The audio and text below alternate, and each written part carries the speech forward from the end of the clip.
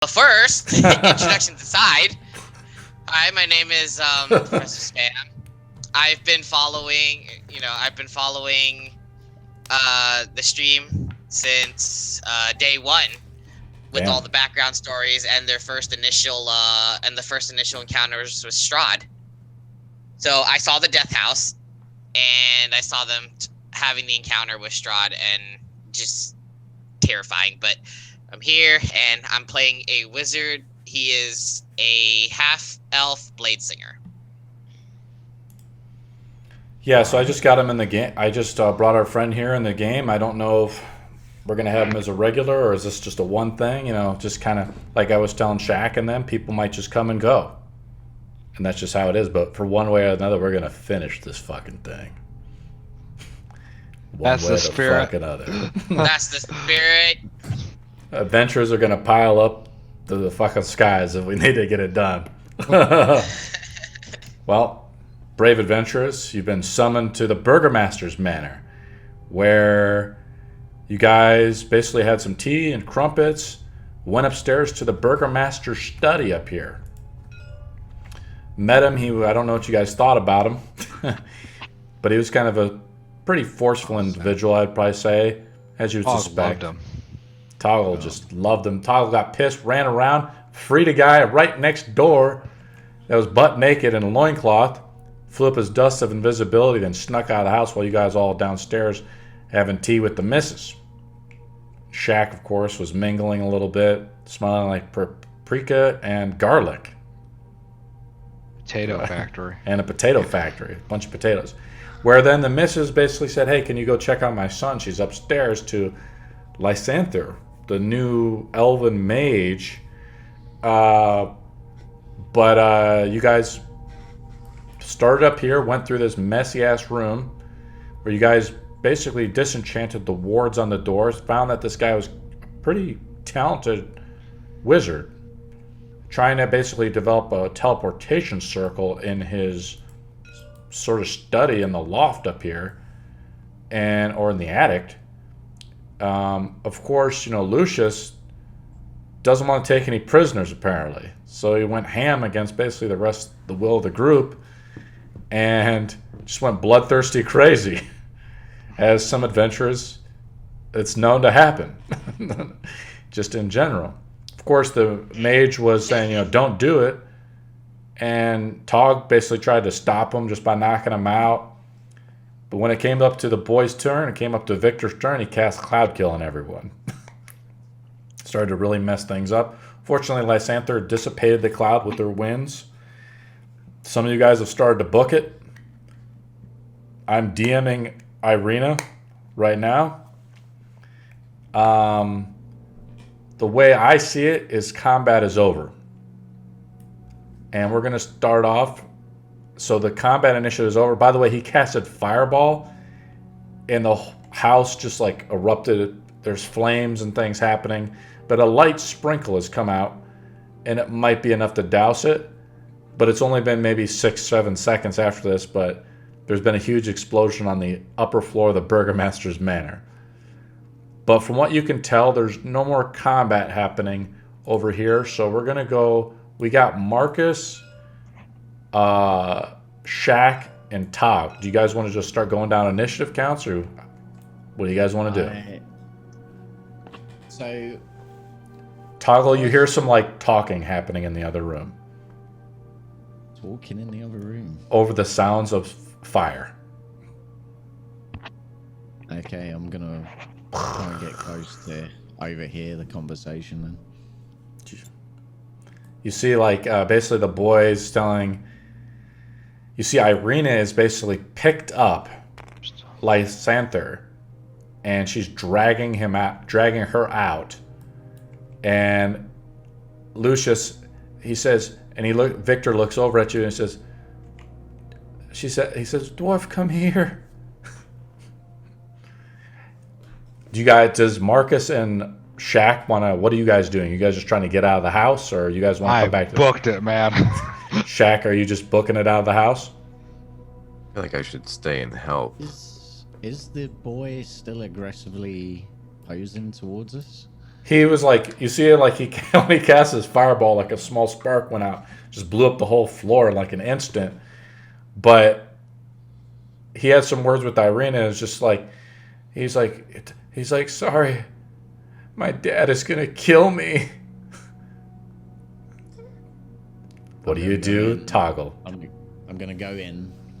I'm gonna, because I don't know if anyone else can heal. I'm gonna feed my last healing potion to the wizard. Okay. Because she's currently unconscious. Okay. So I'll tell you what it is. It's superior. So is that like a 5d8 or something? It's 48 plus 8. So she's fully healed now because she only has like 35 hit points or something, or 38 hit points. The boy like sees you do this. Irina is trying to drag him out of the room, you know, because there's a huge.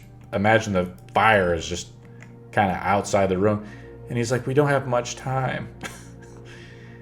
we need an excuse. My dad's gonna kill me." What do you do, Toggle? If it wasn't that for that stupid cleric. I'm leaving Lucius, and I'm gonna go. He's all yours. He's all yours, lad. I'm gonna pick up the mage on my shoulder, because with my strength, and just start carrying her out. She stands up and she's just following you. You know, because she's fully healed now. She's like all of her wounds. I didn't know if she was groggy or whatever. She's a little groggy because she's not here for starters. Dragging them both out, and I'm just leaving the boy with Lucius. We'll need a fall guy, I guess, and this cleric will do. Just say, as I go, I'll shout out. Just say he worshipped the devil when we killed him. Your father already knows he speaks Infernal. I say as I leave, because he was asking about Infernal in the library. Oh. Do you take off? Yeah, I take off. Okay. So are you guys trying to exit the house now? Yep, we're going downstairs. If we come across anyone, we'll deal with it as and when. You know, you saw this sort of like powerful wizard before, but he seems to have realized some of the errors of his ways, perhaps, as being just an 11-year-old boy. He has somewhat seems a little worried about what his father might do. And as you walk away from him, he begins crying a little bit. At this point, I don't care. I'm just going. Okay. You guys... fucking fireball and cloud kill. I'm like, nah, screw this. I'm going to assume the rest of the party has, including Irene in them, has made it back. A lot of you guys are really beat up, though. I think a lot of you guys have exhaustion stacks and stuff like that. Lucius has been left behind. Even Irina, like... I mean, I'm just playing like her in character. Irina says, someone's got to take the fall for this. I suggest we get out of here. What do you guys do? You guys go downstairs? Yep. Downstairs. Yes. Okay.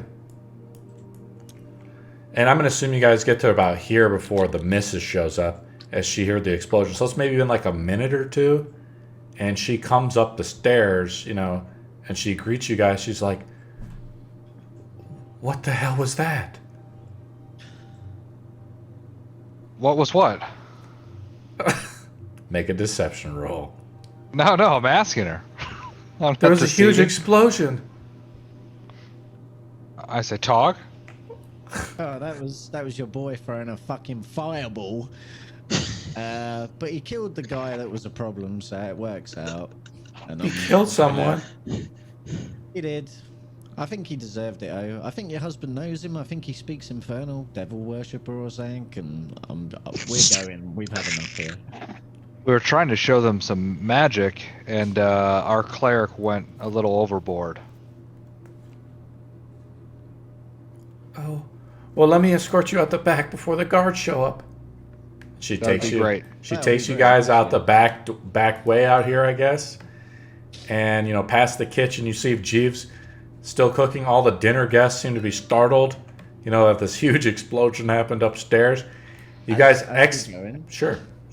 As we're going, I'm going to speak to her as she's leading us out, and I'm going to say, you need to take that book away from your boy. I can't. She's out of my control. That's why I needed your help. we actually know this before? Well, I didn't know this personally. You So never asked, really. I wasn't told anything before we went up there. Yep. You guys didn't really communicate it. So I just turn around and say, well, you need to get him some help. Oh, what do you suggest, Master Dwarf? Maybe take him to the priest in town. Huh. For guidance. Father Petrov? I turn to Marcus, kind of not knowing the priest's name. She's escorted you guys outside at this point. She stays inside because she doesn't want to get wet. And you hear the bell and the guard tower ringing off now. She says, "I suggest you leave immediately." Yes, to the fathers. I quickly walk off. Clunk, clunk, clunk, clunk, clunk, clunk. You know, you can tell from her face she's also kind of, I want to say, worried too that what the Burgomaster might do to her. She's also living in a state of fear herself. You guys take off. Where do you want to go? I say we get out of town and maybe follow the sword and let this place cool off, literally. We get out of town. So everybody's leaving town, including the two players that aren't here, which would be Irina and Lysanther. Is that how we're going to do it? Yep. And along the way, we're going to try and maybe pick up some supplies before too much noise gets around of what's going on. Stop there's a place we can stop by that may have some supplies. Where do you want to stop by, Marcus? Green Teeth. You want to go? So Jeny Green Teeth is outside of town. Right. That's perfect. You guys leave the city gates, and the guards look at you, and they're like, they go up to a shack as you guys are leaving. A couple guards, and they say, "Do you know anything about the explosion that happened at the Burgomaster's manor?" No. It smells really bad, though, doesn't it?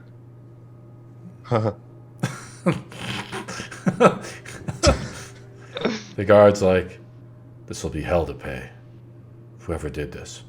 I've heard they've already captured one of them." Oh, then he's probably already dead, isn't he? So, yeah, we can get out of there. The word is someone... you hear one of the guards whisper. It says, "Word is someone tried to kill the Burgomaster." Oh, really? Would that be a good thing or a bad thing, looking at the guards? They're a little shocked right now. Well, thankfully, the Burgomaster is a very kind man. Make a deception roll. Make a deception roll. Deception, okay. I mean, I'm not being deceptive. Well, you guys are kind of lying about doing this. So we make all the... By the 15, way... solid. We make all the rolls in D&D Beyond using the dice roller there. I've seen it done in Roll20 as well. I was watching Jacob's game from the Tomb of Annihilation yesterday. Nice. The guards seem to believe you, and they let you out of the city willingly. They say... You kind of get the impression they say, "What will happen in the next few days? Will we go under lockdown?" And then you guys leave the city. What do you guys do? Supplies. Jeny Green Teeth, let me show you guys the map real quick. So we're going to close up this one. While I'm kind of changing scenes and things like that, feel free to roleplay. Alright. I go up to Marcus and I go, "You need to choose our compatriots more carefully in the future. I always feel like I do. I don't think there's any room for someone that can't let something go." I've learned over time in this Barovia of two things. Well, three. One is have a plan, and we didn't. Two is this place has a lot of odd traditions and beliefs, and we have to adjust to them and not be so reactive. If it was up to me, I would have put my fucking axe in the Burgomaster's head when we were talking to him earlier, but I figured that probably wouldn't be the best idea now. Exactly, which is rule number 2. Which is we have to try to adjust to this land. And then the third one is every now and then it seems like someone goes crazy. So there's some type of madness in this land where people read a book or take a spell or attack somebody. I'm waiting for the big one to go crazy. Could you imagine if he turned into a big rabid doggy? I know, I couldn't run from him. Guys, I don't read books. Don't worry. No, do I? That's so good. Nothing to worry about. I'm gonna go up to Tog and put my hand on his shoulder and say, "You saved me back there. You saved my life." It's okay, big man. I'm gonna hand him a small flower that I picked up from the ground. This is yours. I kind of take it off here, kind of look over it. Go, tuck it into one of my little straps that, like the leather harness that I'm wearing. Just tuck it so it's kind of like the flower heads just poking out the side. That might be one of the best rewards I've ever seen in Barovia. Thanks. So, are we a little bit outside of town now? Yeah, I put out the map here to show you kind of where you're at. Like Jeny Greenteeth's place is right here. So you guys just left the western gate, I think. That's right. The Burgomaster's Manor was like, I think, over here. So he wasn't too far. Now it's around 12:30 in the afternoon. Yeah. I'm an exhausted dwarf. You guys are trying to reduce the heat on you guys' self. So we going to Jeny Greenteeth's? Yep. I'm going to go in, follow Marcus's lead, because obviously he's been there before, but I want to pick up like rations and food and the usual stuff if we're going on a trip. So like a week's worth of food. Yeah, I think this lady has some stuff, although I warn you, rule number 2, she is a little quirky. I like quirky. We'll see what happens.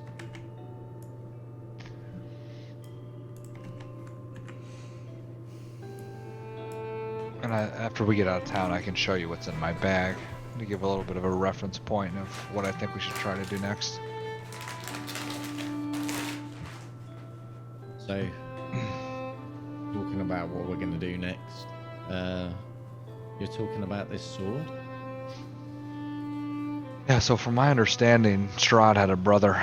I don't think their relationship was very well because this sword was wielded by him or someone, the brother. And when the brother died, the Strahd made sure that the sword was destroyed and hidden. But it's broken into 2 pieces. I have the hilt, and we have to find the other part or maybe activate it somehow. The sword, yeah, and yes, and the sword was found by Van Richten, the vampire hunter. And so the sword is I don't know if has its own mind, but it does seem to will me to go into a direction if I hold it. Like it wants to find the rest of its components. I see. But if Strahd finds out that we have it, then we're all in trouble. So if we're going to find it, we need to find it and make sure it's whole. Okay. We just stay quiet. You guys walk into Jeny Greenteeth's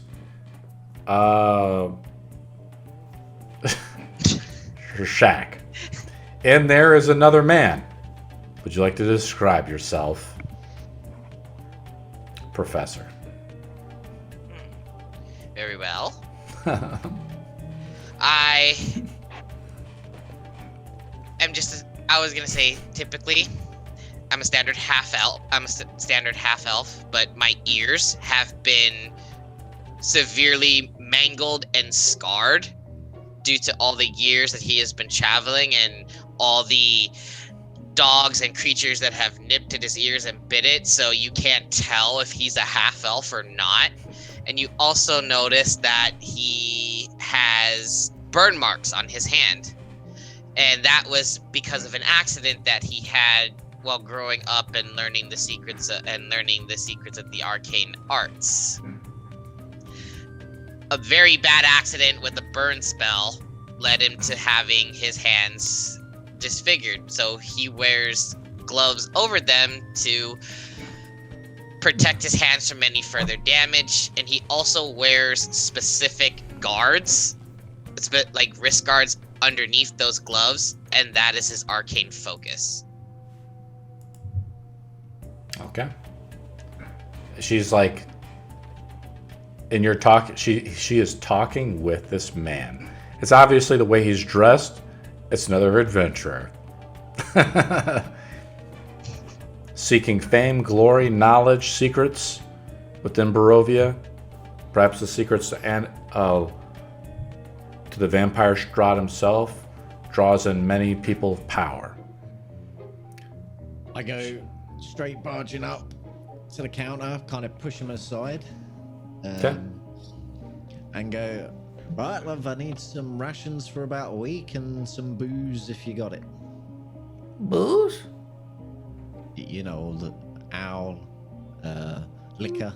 No booze here, dwarf. No. I turned to Marcus and said, I thought you could get supplies. It's been a while, but I think so. Sounds like booze is not supplies. I turn to the weirdo that just said that booze isn't supplies to me, and I go, you obviously haven't been on the road much then, kind of looking him over. But maybe you've got some booze?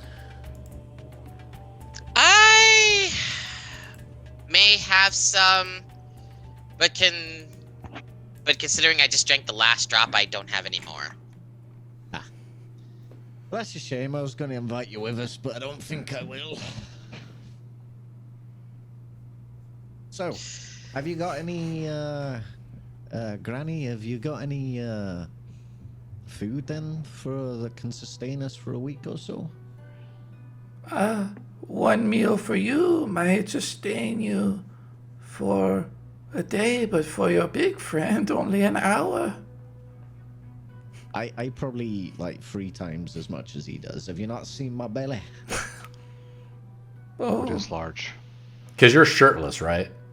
Yeah. You just have a few straps on, right? And you have like a metal plate over your chest. Like a leather harness that holds my axes, and he is obscenely muscly in the shoulders and across the chest, but he has a massive gut. I think you should lay off the meat, dwarf. How are you going to outrun the wolves that come for you at night? Oh, they're dinner.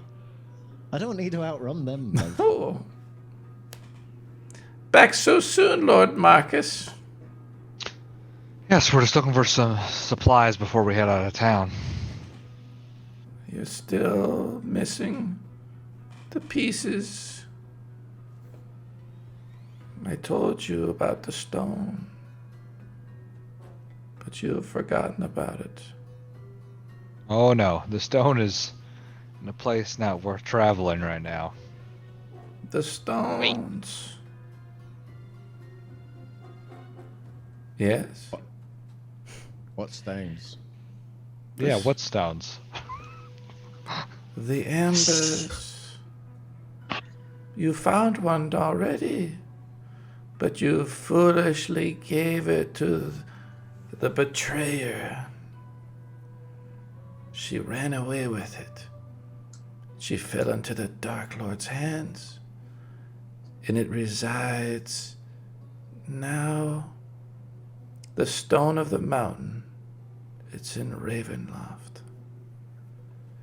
Every stone gives Strahd his powers beyond what even others know of it. Would I know Stone in the Mountain reference because of the roll a history check. Yeah.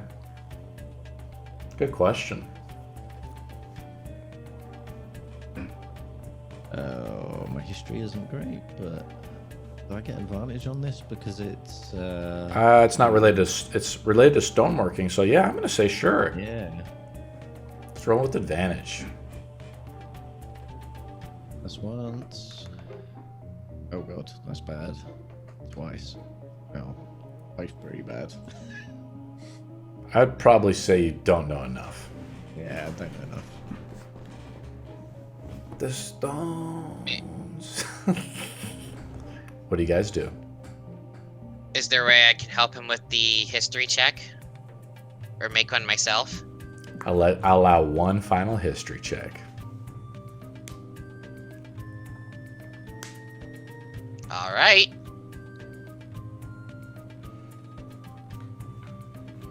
I haven't drank beer in such a long time, Tog. You're making me jealous, man. You just go to the supermarket, get a I couple. know. What's It's such like a wife- fancy mug? I Sunday know. and Monday the only time I can have a beer. So. Did you roll it? Did you roll it there, Daerma? If you're on. There you go. I see it. on- Yep, he's just rolling it right now. Nice. 9. I was gonna say 9 plus 8, 17. Nice. I will say that you know that there's been told stones of power that were forged a long time ago. You don't know by who or by what. So there is some truth to what she might be saying. That these are not just normal stones like diamonds or rubies or cut gems, but something greater than that. Lean forward to the old woman and I go, so are these stones valuable? They are more valuable than you might think, dwarf. Would they fetch me a pretty price, you would say, if I was to acquire them? The stones have no value to mortals. Or they shouldn't. I slam on the table and I say, "Not everything is worth money, Tog. These stones can help save this land. They can shed light here once again. They can get rid of the mist." I just turn slowly, look up at him and go, well, as long as we get paid doing it. I can't guarantee it, but I can say that it'll be worth it in our hearts. If you find a stone, she looks over at Tog and she recognizes some of the druidic symbols on your clothing, and she says, "Man or beast? What are you?" Oh, to Shack. Shack, I mean, sorry. Whoopsies. Yeah, depends on the day. A little bit of both. Why do you ask? If you find a stone, do not be as careless as the betrayer was. Take it to the circle of druids. Oh, you brought some food? All right, baby. Yes. Manic, why don't you go eat, bud? I know about that. I'm scared. The circle of the mountain. In the southwest, south of the winery. If you do not wish to give it back, take it there and perform your druidic duties. What are those again? You will know. Find the stone first. Where? Where is it? She says to you in druidic, she says, Ravenloft. What do you guys do? Isn't Ravenloft in Druidic just Ravenloft? Baccanoff. That's what it sounds like, I guess. Baccanoff. Well, Come on, Ty, stop why do ruining we my need- mojo. Why Yep. do you guys need to go back to Ravenloft? The half-elf asked the party. Said Ravenloft. Can you understand Druidic? A little bit. I am a cloistered scholar after all. She brings out like some bread and some apples. It's enough for 2 days of rations. She gives them to Tog. How much do I owe you? Your gold and trinkets are meaningless here. I look for people of true of heart. For this land can corrupt even the most noble of souls. She looks over at Marcus. Well, I ain't particularly noble per se, but I do have a good intention. I'm just a wandering, traveling scholar. I was wondering if you had any other trinkets, or I'm a little light on certain potions. I noticed it said herbalist outside. But you just want to take the stone for yourself. Why should I help someone who's like you? I'll be willing to sell it to you. Or if it, say, maybe it does a good thing and grants me a bit of favor, I'll be happy for that as well. Yeah, he's not really interested if it's not worth money, but he is willing to help when he needs to.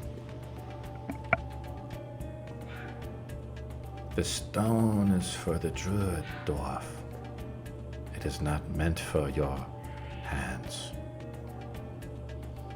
He can have the stone. I'm not saying he can't have the stone. What I'm saying is, if we get a bit of notoriety and maybe someone goes, oh yeah, that was very good of you, maybe take some coin, have a few beers on me, that'll do me.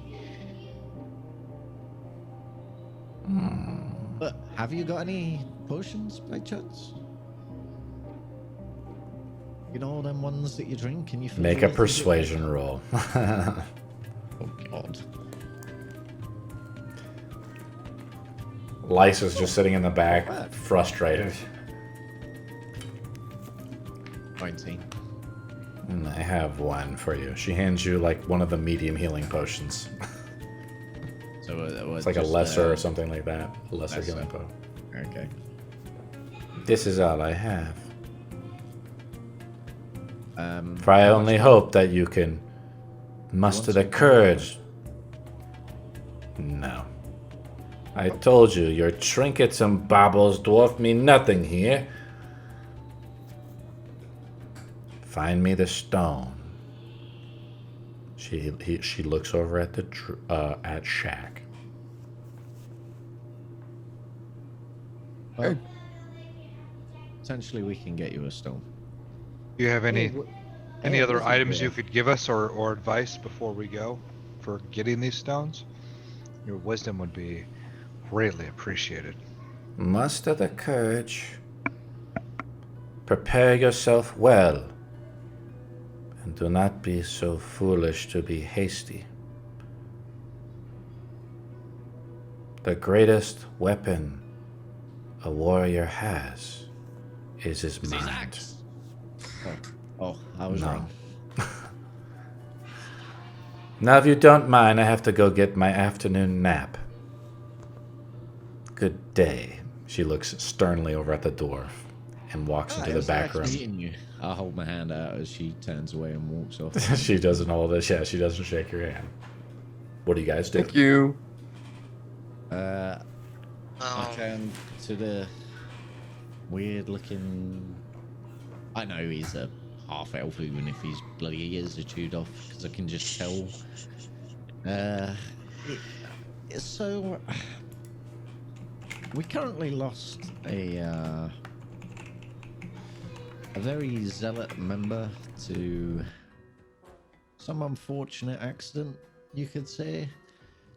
And you said you were looking for what exactly?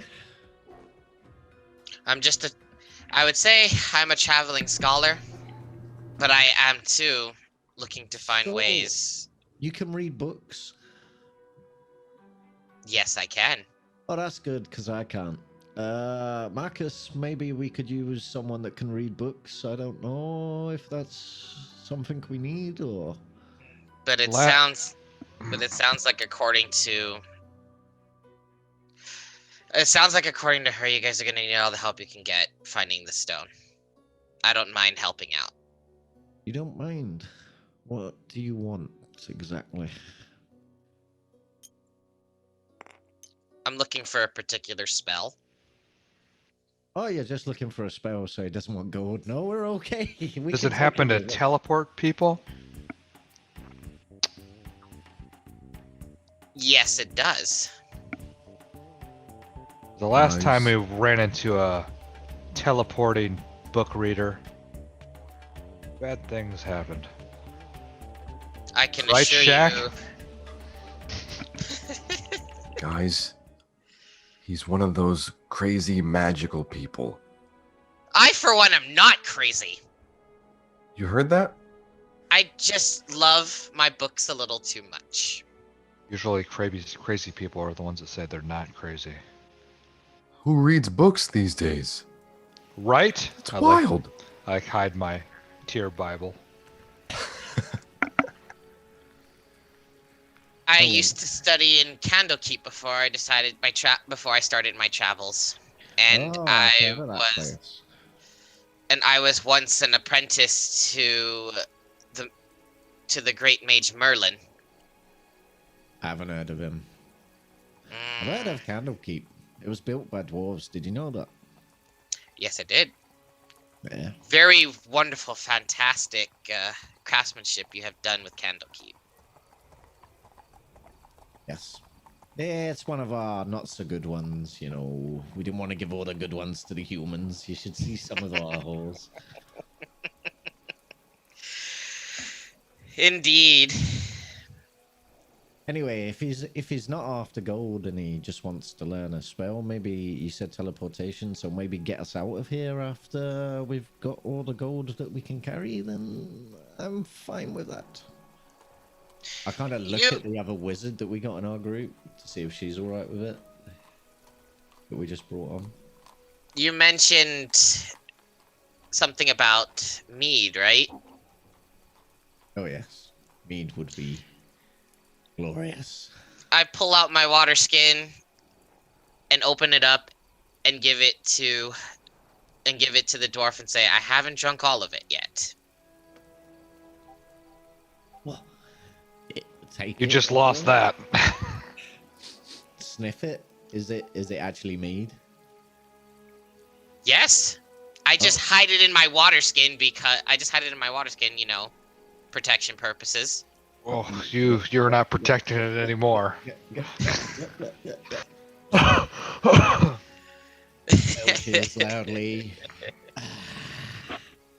Hands back an empty water skin to you, and he goes, "Yep, I like this one. You can join, Marcus." I breathe. Thank you so much. Well, this might be a good. Well, this might be as good of a place as any. Not really good books. Have you got any potatoes? He really I have likes potatoes. Who would that be? Marcus or? I just pointing up at the massive Goliath. Up here. Oh. Up. Hey. Oh. Hello. Hey. Hey. Hello. If I think I might have some potatoes for you. Your name would be? Shaq. Shaq. Pleasure to meet you, Shaq. Daerma. Daerma. Traveling scholar. Pleasure. Let me see. Would I have rations in the form of potatoes? Does that count? It sure counts in my eyes. Well, you did say potato. Yes, Potato. I have some potatoes. I have some potatoes for you. Wonderful. I love this guy. Here you go, and I'll just take a couple. I'll just take 2 rations off. Awesome. Just mark it on your sheet. Teamwork, guys. It's working. There's a time where rations were hard to come by. Anyways. And you said you were Marcus? Yes. The legendary Marcus Darkbane? I've heard rumors of your travels, especially into Ravenloft. Oh boy, we got a fanboy. I've just been sticking in the town recently, but I've heard rumors and naysays that you supposedly traveled to challenge Strahd. Not without the proper plan, but yes. Tell me, who is this betrayer she speaks of? We used to have a druid in our party, but we woke up one day and she was gone along with the Amberstone. It's vanished ever since. Yes. I recall the Amberstone that you have sought. Is there any way that you have planned to try to get back into Ravenloft to retrieve it? I think at this point Ravenloft is suicide. We've already lost 2 people to it. Isn't Ravenloft where the big bad lives? Yes. Yeah, I would probably stay away from there just at the minute. You know, we're a little thin on what people can do. Me especially, I'm very winded at the minute, even though I don't look it. I could really do with a sleep. Yes, indeed. Well, Marcus, I will do my best to try to help you out in your quest. Well, you have provided the party with meat and potatoes. Yep, good in my books. So, I mean, I was just curious and all because I saw you. I remember that you had more than, no offense to anybody in the party here, but I know you had more than enough help to be able to combat Strahd. Just what happened to them, other than the ones that you just mentioned? one got their head ripped off. Another one left with a stone. And one read a book and convinced another one to get into Strahd's coach to go to Ravenloft and never be seen again. Well, the reason I'm hesitant about fighting the big bad, you know, is I don't know if you noticed, but we just come from a place where a young boy, about smaller than me, which is saying something, kicked our asses. I know we weren't trying to fight him, but he threw a fucking fire at me. That wasn't very dear. nice. That's not good. How old is the boy? I know, he looked like 8, 9. I don't know. Humans are hard to tell. Yeah, the beard wasn't grown yet, right? Indeed. It sounds like you guys do have a bit of a problem on your hands with this boy. His magic is uncontrollable. I think that's for a time when the town cools off and I point out the window and you see like the smoke billowing from the Burgomaster's house. Indeed, that is a large fireball. Is not deal with a lad. Maybe deal with him after. The first thing we're gonna do is fucking kill the Burgomaster. He's a prick. It may be wise, but we need to have the guards on our side or the townsfolk. Plus, that would be good to maybe look at. Into his office and I put my fucking axe in his head. Well, he did give me potatoes, 2 servings. Was it him though, or his wife? I think both, actually. Nice people. Oh, that just makes it harder to kill him now, doesn't it? Well, I can do it. Well, let's focus our efforts for a moment here. I reach into my bag and I pull out the sword hilt. I was like, this is the object that we're trying to figure out. May I see the hilt? You can see it, but I don't trust you enough to hold it. Marcus brings out this sword that's trying to describe it. The blade is made of, I think, silver or mithril, a precious metal. But inside of the hilt where the blade would fit in, it's empty, it's missing. So it appears to just be half of a sword. May I make an Arcana check on it to see if it has any magical properties? Of course. You see, as soon as you bring out this sword, you just see Tog kind of staring at it. And when Not, you turn it around, it's not for looting. It's not for sale. Do I have to make a D20 roll? Yes. It's shiny or... Now, I saw you made just a straight roll last time, but you can actually click the skills, I think, from your character sheet, and it will automatically roll it with the modifier included. Okay. I see you rolled a 4, though. What's your modifier? Yeah. Let's see. On the Smith's tools, it doesn't say. It's not. You want to try to do using your Smith's tools? Yeah. Or actually, sorry, Arcana roll. Sorry. My bad. Yep, you're fine. I think you said +7, so it's an 11. Yeah, it's a +7. See, now you're making the Arcana check. Nice. So yeah, you only got an 11 before. You don't know enough. The sword is obviously something special, and do you let him touch it, Marcus? Yes, I just don't let him grasp it by himself. So you're still holding on to it? Yes. As you touch it, you feel like a sentience from the sword, like it speaks to you in an emotion. You can't quite get a firm enough grasp on it to try to understand fully what it's trying to communicate to you, though. What do you guys do? I let go of the sword. It's not for the faint of heart. No, indeed it isn't. Can I touch it? As long as you don't plan on stealing it.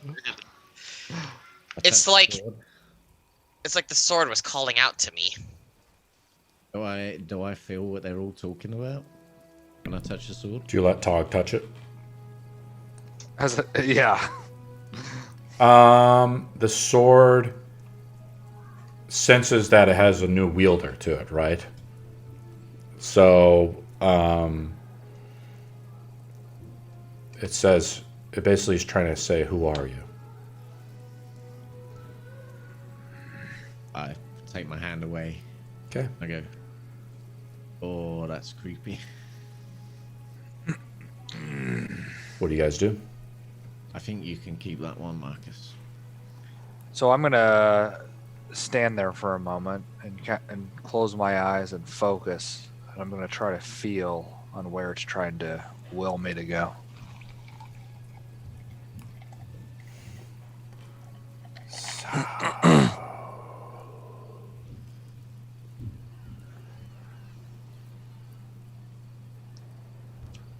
I think it said south. As Marcus chugs down some mead and chokes on himself. I just go, do you need a poo? You look constipated. I will in a moment, if you know what I mean. So your sword said go south. Right, and that's where we're gonna go. And I open the door and I start walking out of the city. You're already outside. It's raining. You can kind of hear the ambience of the rain. You guys are standing out in like a light rain. The billow of smoke that came from the Burgomaster's Manor has been subsided. The tower from the guards ringing the bells have stopped as you guys were inside the shop. So here's the thing, guys. You guys are outside the city, but you guys can go anywhere in the map. So, I mean, this is the whole map. Marcus has the map. So, I mean, if you want to go anywhere, Ravenloft is here. The village of Barovia is over here. Here's the village of Vallaki. Here's the village of Kresk. So, you know, I have the timetables and stuff to for voyaging. Like to go to Crest is an 8-hour travel. So, but you literally can go anywhere. And I go, well, I don't think we should head towards Ravenloft. So south sounds good to me, and we'll see where it leads us. You see Can me? this- Oh, go ahead. Sorry. Can the sword be repaired As by a any smith, means of normal? you'd have to. This is obviously master craftsmanship. My cousin is a really good, sword maker. He could probably repair it. Okay. It's like, stop being fools, and then and then you see me mentally think for a moment, and then coming through one of the houses, between some houses, rides up a warhorse. I was like, "Welcome, Thunder. We have work to do." And I mount the steed. I just look him on the horse and I go, "Frick," and start walking. How does he have a horse and we're all just walking? Are we not slaves to you? Tyr grants many things when you believe in his powers. Oh. I thought I was crazy. So we're gonna start heading. I'd say on the road, and then turn at the crossroads south. So you guys are gonna walk to here. I'm assuming up to the river. Yes, and then down, this way. You want to go down through this dotted path. Yeah. Okay. I'm gonna yeah. Mm-hmm. So this is what it looks like. Basically, there's a river. You guys are crossing over this beautiful river. What do you want to say, Todd? I was gonna say, just along the way, you'll see Tog just playing with something in his pocket. Just fairly consistent, trying to keep himself amused while trotting behind a horse at dwarf speed. It's not that kind of game, Todd. And just layering up at Marcus. So here's the thing, too, guys. Sorry, go ahead. I may have a little spell to even the odds. Tog, if you don't mind indulging. Aye. I'm gonna cast Tensor's Floating Disc as a ritual. Okay. And What are you trying to do with it? I cast Tensor's Floating Disc and motion to Tog and say, "Wanna hop on?" I'll kind of look at this really thin silver nothingness just kind of floating and tentatively step on it. Does it hold my weight? Yep. Yep, up to 500 pounds. Okay. You feel this invisible disc, I guess, like bob as you step onto it, but then it stabilizes and it seems to be just following along, and it's kind of like you're along for the ride now. You hear Marcus to your left or in front of you. I guess he's trotting away on Thunder, this horse that he's summoned from the mist. And what is Shaq doing? That's okay. I'll walk, I guess. Yeah, you got long legs, big man. You don't need to. You're welcome. Yeah, I like this. And then I sit down on it. The two women are That's ridiculous sight. Irina. I finally found a use for the spell.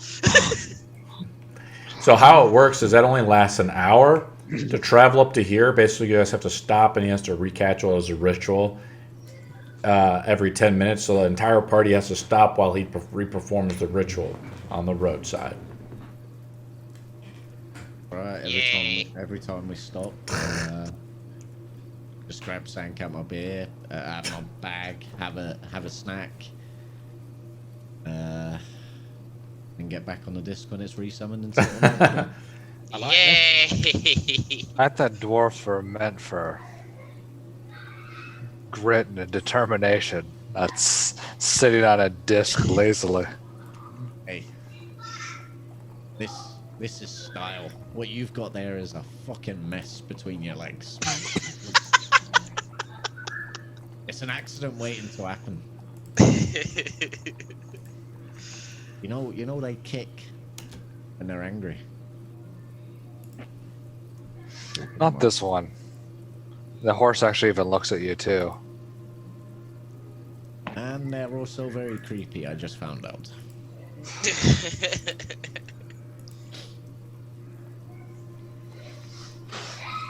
Have we went south now at the crossroad yet? So you guys are traveling kind of slow, I'm assuming. Like traveling through? Yeah, how far is travel time to where we've gotten to the crossroad? It takes like a couple hours just to travel to the crossroad here. I'm assuming you guys have passed over the lake and now you're here. It's getting quite late at this point because you said it was 1 o'clock-ish when we went. Yeah, I mean, I would probably say it's past a couple hours of travel time. So now it's probably 2:30 in the afternoon. So they're the time up a couple hours. You look to the south, Marcus, and you just see like a haze as it turns almost into a marshland. So yeah. I'm going to touch the hilt again just to make sure we're going the right direction. What do you ask the hilt? Just grab it in my bag and just focus again and feel where it wants me to go. It feels out for your heart, and sees if you're a noble person and true in nature and true in heart to wield a weapon like this. And it says southwest.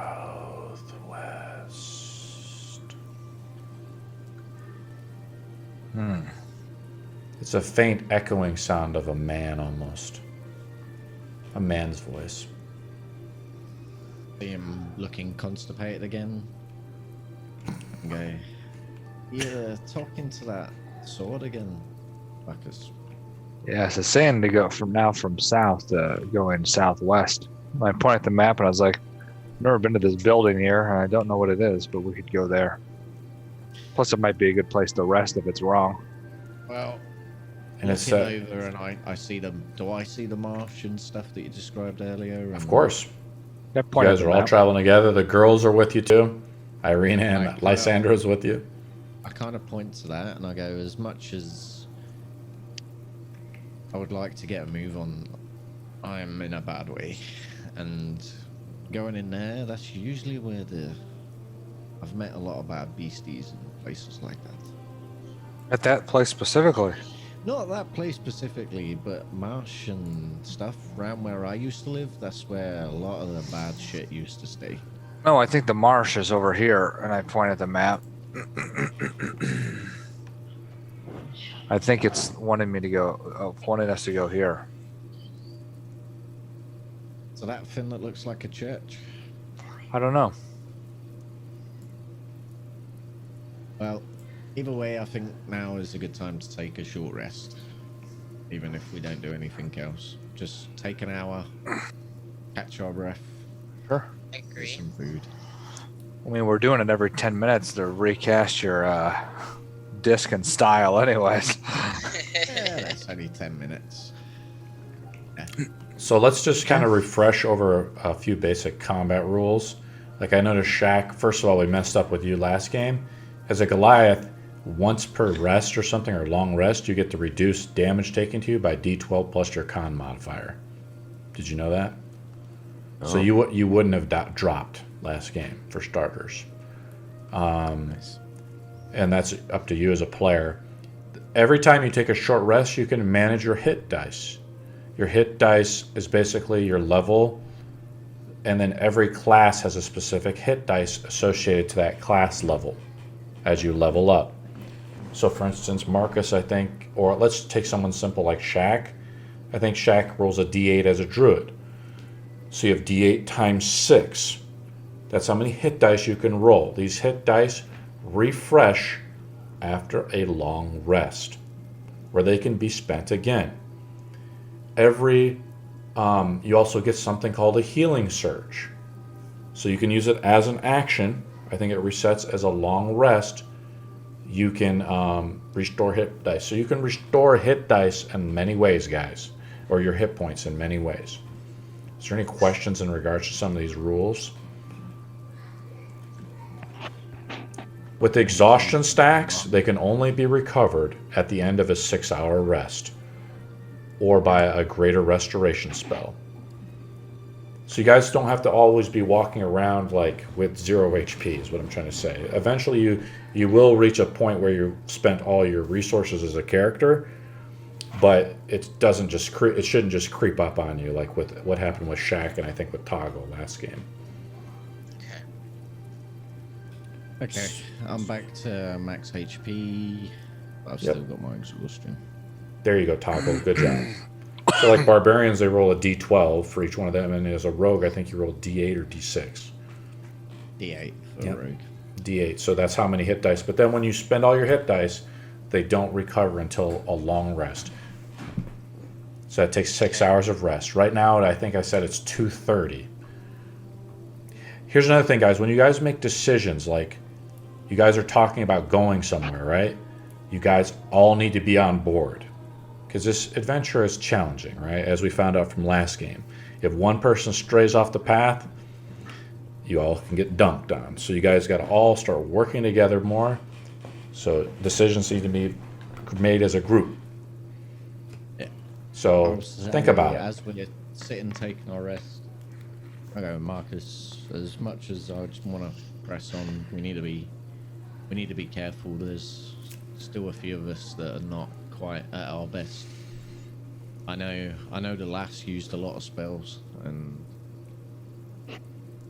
I know I'm still pretty tired. Well, we could get off the path here if we needed to. I'm sure one of the wizards can cast spells for us to rest in. And let me see if I have anything in my spell book over here. Unfortunately, I don't have any means of shelter, but I do have a level 3 spell scroll that we could use. If I was to find the level 3 spell scroll and inscribe it, do you have to make the call on the spell? Well, it's kind of one of those things we just made your character like right before our game, so I'm assuming like all that's the spell scrolls that you bought are inscribed into your spell book. Okay. I'm gonna inscribe a level 3 spell scroll and choose Leomin's Tiny Hut. Is that good or no? Yeah, I mean, did you buy that spell scroll is what you're saying? I bought the spell scroll and yeah, it's already in your spell I book. can cast it in. Okay. It's already in your spell book is what I'm trying to say. Let me double check. Then yes, of course, we do have Leomin's Tiny Hut. I do have a hut that we can use. Oh, academics. I was just gonna sleep under the rock over there. Well, now you don't have to. Yeah, there are some pretty nasty things out here at night. That's why we usually try to stay in a city. You guys are trying to fall asleep at 2:30 in the afternoon. I think we're gonna head a little bit towards keeping safe. Where exactly are we going? Point, so you hit F4 and then right click on the map where you want to go. Do we want to travel across this? Are we going here? Are we going here, or are we going west more? Back Whatever towards happened Crest? right here, plop. We want to head southwest through the woods. We're traveling through rough terrain through the woods. Yeah, not to that thing though directly, just to here. In the woods, a little while away, and then maybe scout. Okay, so you guys want to travel like another, let's say, hour to kind of get close to this castle, maybe, or whatever it is might be out there? Yep. Okay, so I'm going to move up the time now to 17:30 hours. You guys are in the middle of the woods, all by yourself. I'm going to roll on the random encounter table. I'm just going to roll a d20. I think if I roll an 18 or higher, you guys have to do a random encounter. Nope. So, okay. You guys can set up camp. Alright, so I cast Leomin's Tiny Hut as a ritual. You sit down, you kneel down, you throw out like basically a cloth with some sigils on it, throw some bones down, and start enchanting something. And you see the ground begin to form up. into a dome. When the dome is complete after about 10 minutes, it kind of like turns into the Predator. You know, it just glosses over and you could see right through it. Marcus, of course, has seen this before. What do you guys do? You guys are resting? Little flimsy, not of dwarven standards, but it'll do better than sleeping under the tree, I suppose. Kind of getting settle down. Now, when you get inside, you can look outside, but no one. When someone tries to look inside, it's just like looking through, you know, like an optical illusion almost, or an illusion. So it's basically like a mirage sort of thing. You kind of see through. So it's like we're invisible. Pretty cool. How long do you guys want to rest for? So you see, I have the calendar over here. The year is 971 in Barovia. I'm going to flip it to the night cycle for starters. We rest. How many of there is this? So here's how the rest mechanics work, guys. After 3 hours, you get your. After 3 hours, you get your hit dice back. I made a mistake. In the next 3 hours of the 6 hours, you get your spells back. How long do you guys want to rest for? Well, there's 6 of us, so I think we're resting for 8 hours, and then we can have people on watch that way Sure. throughout the night. Irina says, Irina's there and she's like, it might be dangerous to travel at night, but I'm no stranger to danger. What do you guys want to do? Will it be my misunderstanding in 8 hours' time? Will it be...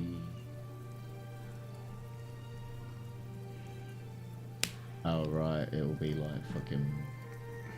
Yeah, it'll be in the middle of the night. Like 1 a.m. That's fine. We can just rest here, just so everyone feels fine. Yes. I'm gonna... I will rest. We're gonna stay up a bit, have a chat about life, about outside of the dome, maybe until we see the sun setting, and then maybe think about sleeping.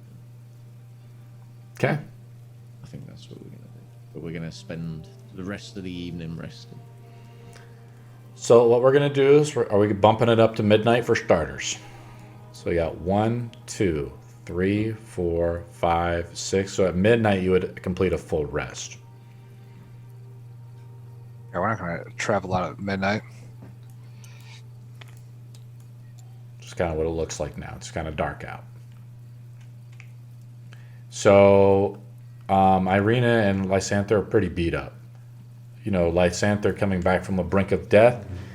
You guys now can remove 1 stack of exhaustion if you have a stack of exhaustion. I think Takla has 2 stacks. So he was moving at half speed. So his ass on the disc was helping him a lot, you know, just travel-wise. What do you guys do? I'm going to wait for morning. Are we waiting for morning? I would like to change out my spells. You can do it on by your reading own. my spell book. Yep, you just do it on your own. You re-prep your All right. spells. So I think everyone actually has their stacks of exhaustion removed. And you guys are sitting there thinking, Shaq, you're pondering, what must they be doing to Lucius if they captured him alive? Or the guards got him. What do you think? Must be being reformed, like you said, Marcus. Whatever that means. I don't know if he would actually survive that. Sounds like he was an idiot. Yeah. Yeah, absolutely.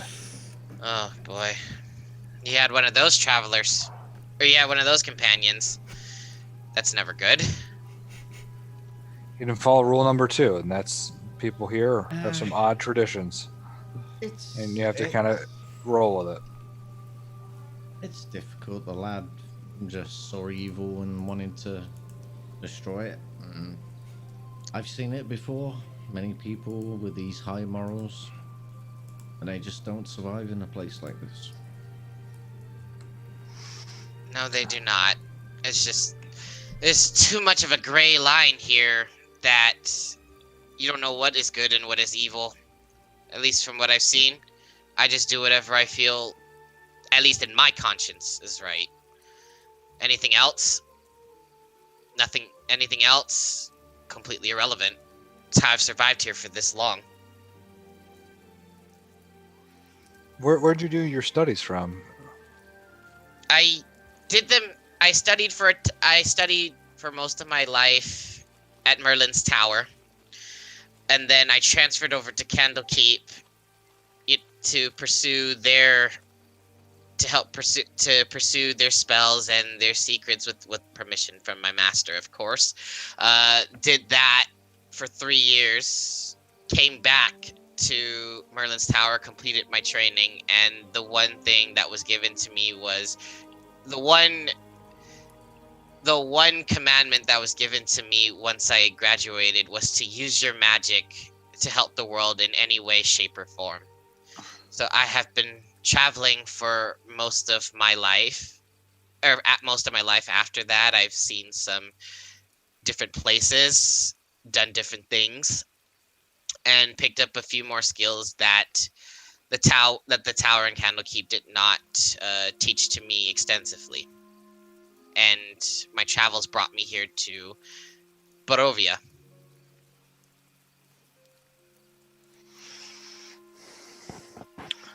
Well, you're definitely going to learn a few things here. I just hope it does not cost me my life. Yeah, we've all got something we want at the end of the day. Otherwise, we wouldn't be here. I can tell you that madness has sometimes struck people to where they have an affinity of destroying boxes. So it does come at quite the price. There was a vampire in the fucking box.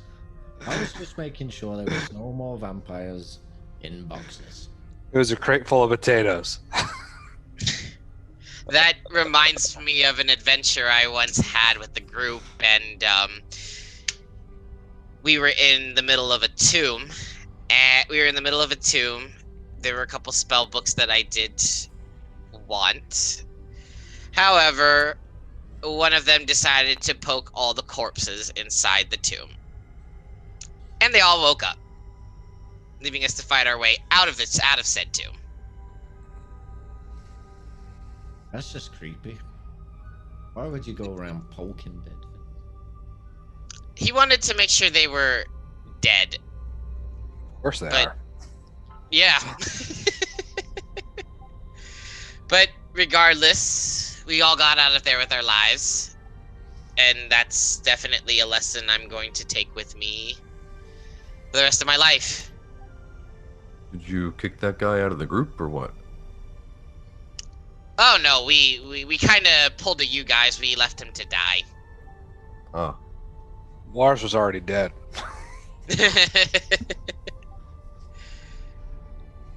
All I could hear was his last words were, guys. He was like, no, just keep running. He's gonna be a liability. Run!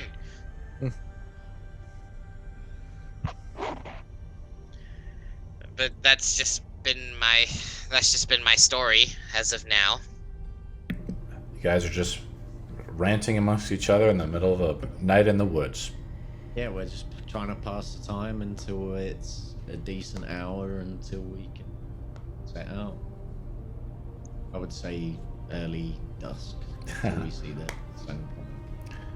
So, what do you guys want to wait till dusk?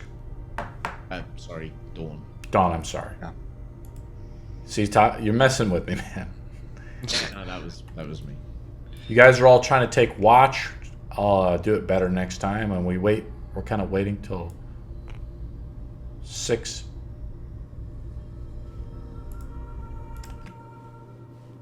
It turns into dusk. It's 7 a.m. in the morning. You guys are really well rested. You can only do one long rest every 24 hours. So you can only remove a stack of exhaustion every 24 hours. So that means by next time, it's really bright out. Let's change it to cloudy. Because you look up at the sky, it's always cloudy in Barovia, unfortunately. The rain is stopped, though. And you guys are making some breakfast. I think if anybody's the chef here, it's probably Shaq, of all people. What do you guys want to do? Are we heading southwest over this kind of cliff, I would say? Probably maybe another half hour's travel to reach this particular landmark destination right here. Are we going there? Actually a cliff there? Yeah, there's like a cliff, I would say. It looks to me, it looks like there's a cliff or a path or something. I'm going to say it's like a little ledge. Okay, we'll try and make our way towards what we assume to be a settlement on the map. Okay. I'm going to go around the table to make sure everybody agrees. Are we going there? Everybody shaking their head? Can I cast Find Familiar? Yeah. You can't, actually, because you need a brazier to cast it. Now, I'm going to assume that you already have it cast, so your familiar's already out, though. But just keep in mind, if your familiar dies, you're going to need to have a bronze brazier to cast it. Yes, sir. All right, so What is my your familiar? familiar is an owl. Okay. An owl, and I will name it... Alfred? Yeah. Owly? I was going to name it Alfred, but I was actually going to name it Minerva. We're going to go generic. Okay, Yeah. cool. I've never heard of that name. Tog, are you kind of leading the group, or how's this going? I'm not very good at reading maps, but sure.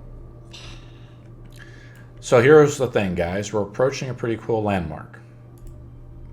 I'm going to describe as you kind of like are going to the edge of this cliff. I need to edit it. As we're walking towards it, touching the hilt and asking, are we going the right direction? Roll persuasion roll.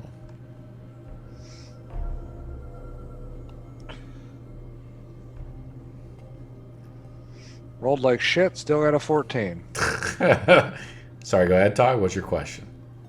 Yeah, just this is more of an admin question. When I took a long rest, it reset my max hit points to 57, which is the default for me. Yeah, that we've buffed short rest, nerfed long rest. So you're already at full HP, and your hit dice reset. But my full HP is 64. So just adjust it on whatever you need to do. Can you adjust that on here? Can you? Yeah, I think you can hit a plus or minus key next to it. Okay. Poor Shaq. Yawning away over there. So I'm going to describe what you're seeing. High above the river valley looms I don't know how to say this word, sculptural mansion. Its turrets are capped with fairy tale cones.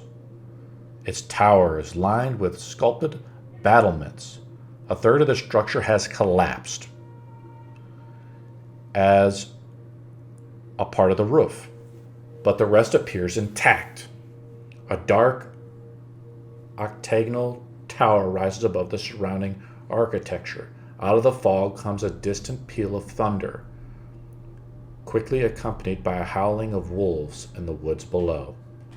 But the house stands silent, seemingly like a fossilized remnants of some long-dead thing smote upon the mountainside. You guys will all have to make climbing checks to go down there, but let me link you what this looks like. Is the sword, with that persuasion, where are we at with that? What did it hint to me? Since you've approached a new location, it says, I'm going to remain silent with the sword.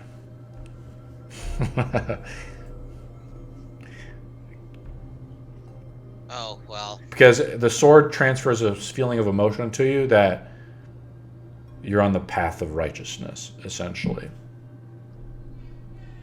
So it hasn't said you're on the wrong path or the right path. It says that just basically you have a feeling something good. Let me link this out.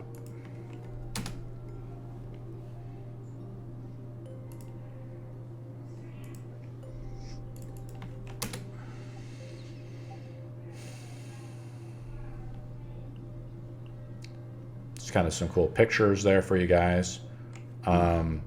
If you're, for you, Daerma, if you're in our Twitch chat, I just linked out the picture in Twitch. But Okay. let me PM you it. That way you're not, I'm just talking to Daerma there because he's not in our Discord.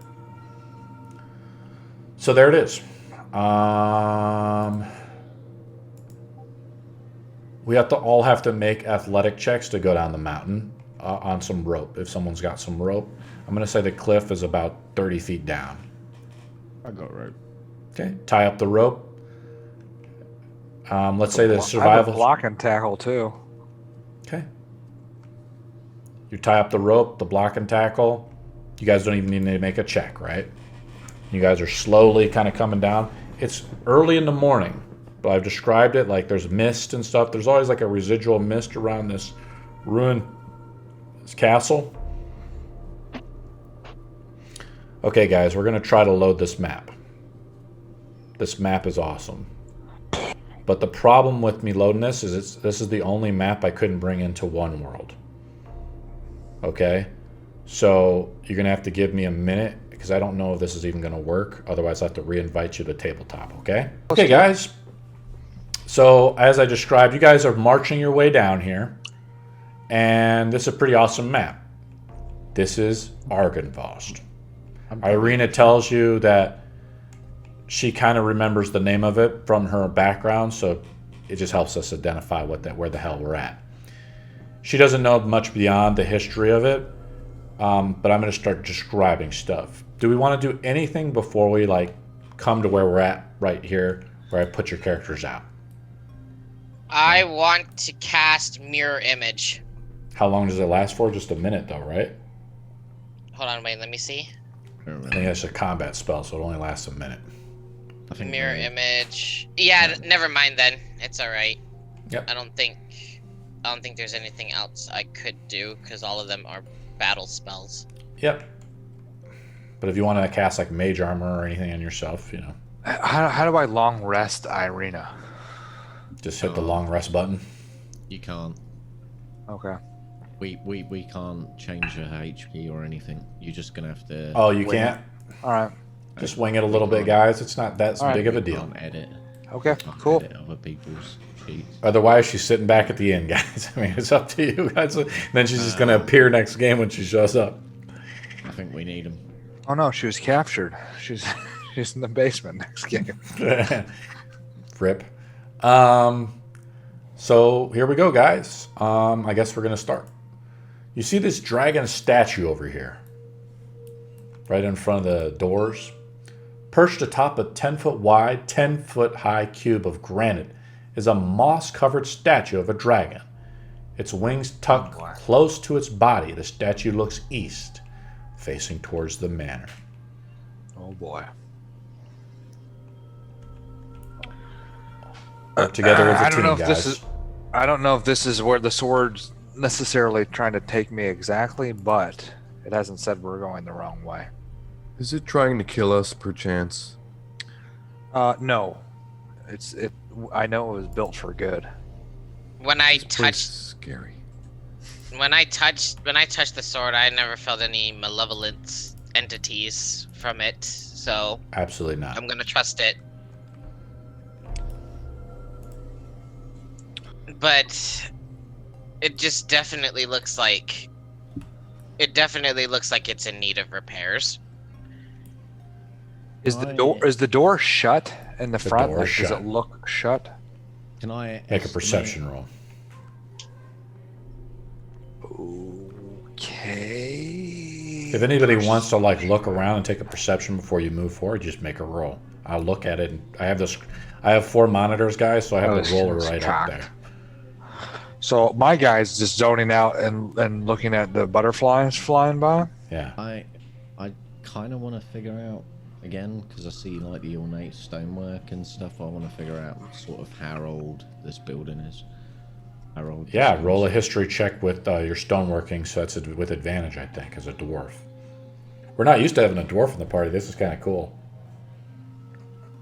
Pretty bad. Oh, I'll make okay. Oof. Yeah. Potatoes. I don't see anything. You guys are rolling like ass. Thanks. Irina says, men. What do you guys do? Todd, do you want to go check out that stone or the statue? I wonder if it maybe opens the door somehow. Okay. I can make an investigation check. May I'm I? gonna go up to the statue. Yeah. Move your model and just tell me what you're doing. I'm gonna. I can't move my model. Yeah, you can. Grab it. Oh, your model's just literally just a fragment of a tiny person. This guy right here, Yes. you can't move him? I can't move him. He's I can't even see. he's like an ant. He's an ant, huh? Well, we're SOL then, guys. Oh God. Like the Let me, tiniest what I'm going to do then, hold on. Before we continue, let's get out the objects. I'm going to get out a wizard model for you. Alright. It's one of the generic models here. It's just the mage model. You see this guy over here I just put out? See this guy right here? Yep. Give me a second. Let me toggle on his measure movement. There you go. Put him down. I'm sure There we gonna go, now he's back up a moving. little bit from that thing. Okay, Whoops. so there you are. Where are we? So Tog, you walk up to the statue. What are we doing? I'm gonna look around it, see if I see any sort of. Shaq, by the way, I know you're really quiet a lot. Feel free to speak up, dude.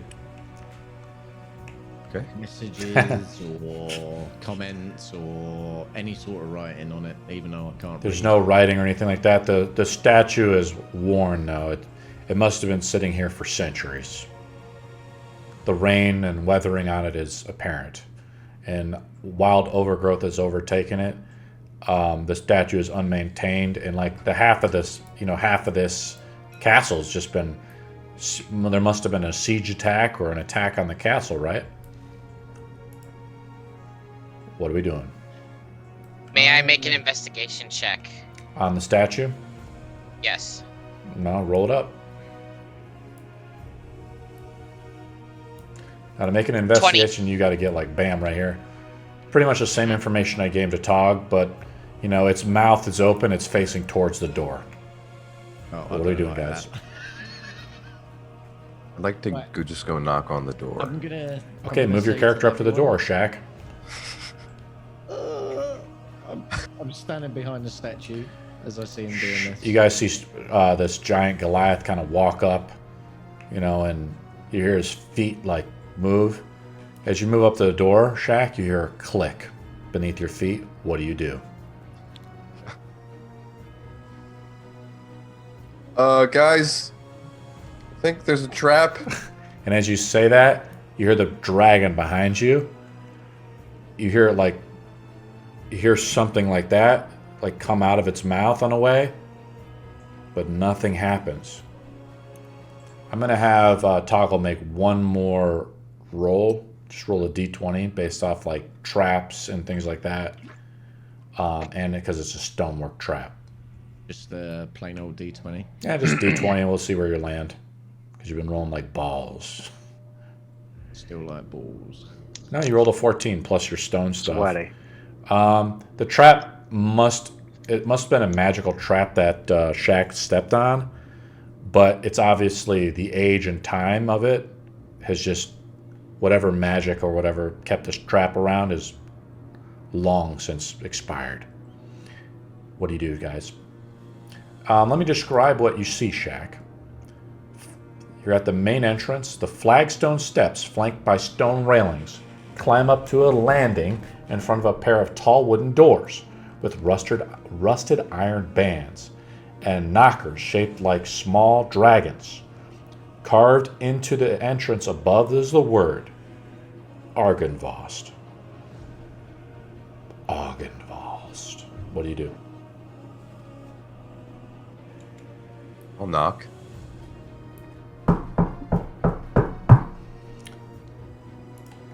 No response. Guys, it You says hear- Argynvost. You know what that means? You hear Daerma in the background saying, "Potions, inspectors!"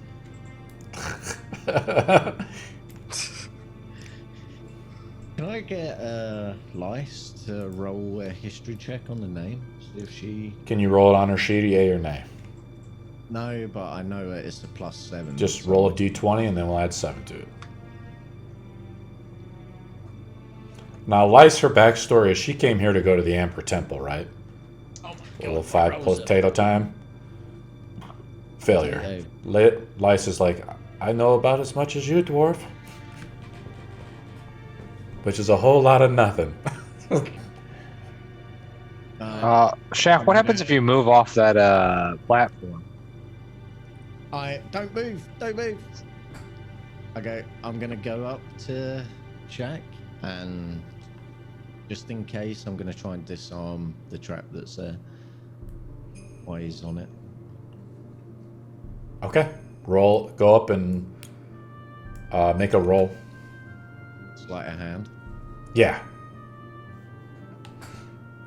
You bust out your thieves' tools. Yeah, you disable the trap. You put like one of these pins or whatever in there. You go under the pressure plate and disable the trap.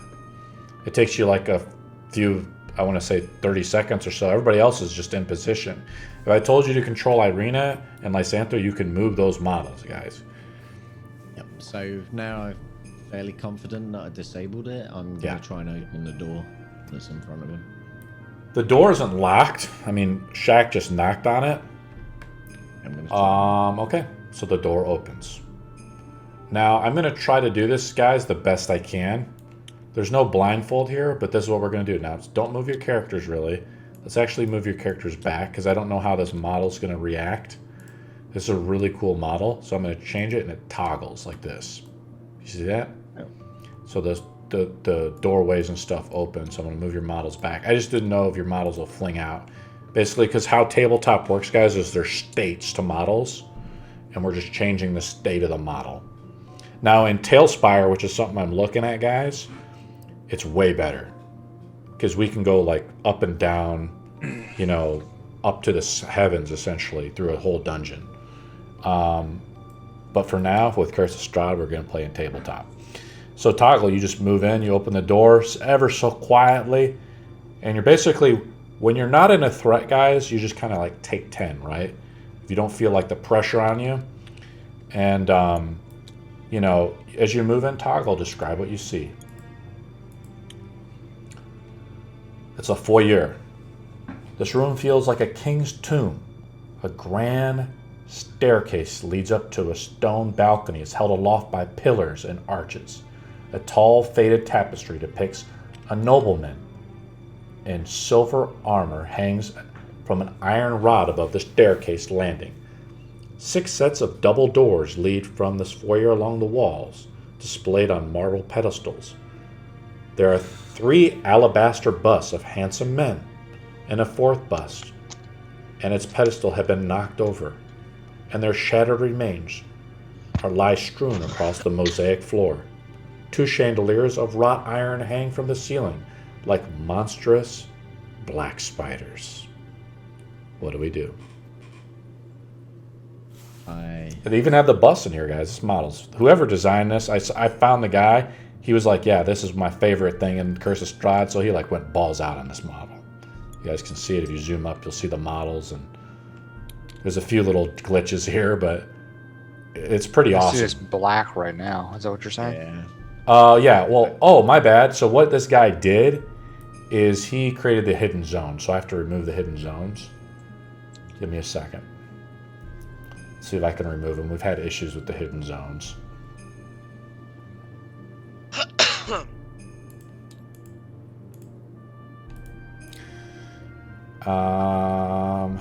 you guys see it now? I created a see-through for that zone. Does you see it now?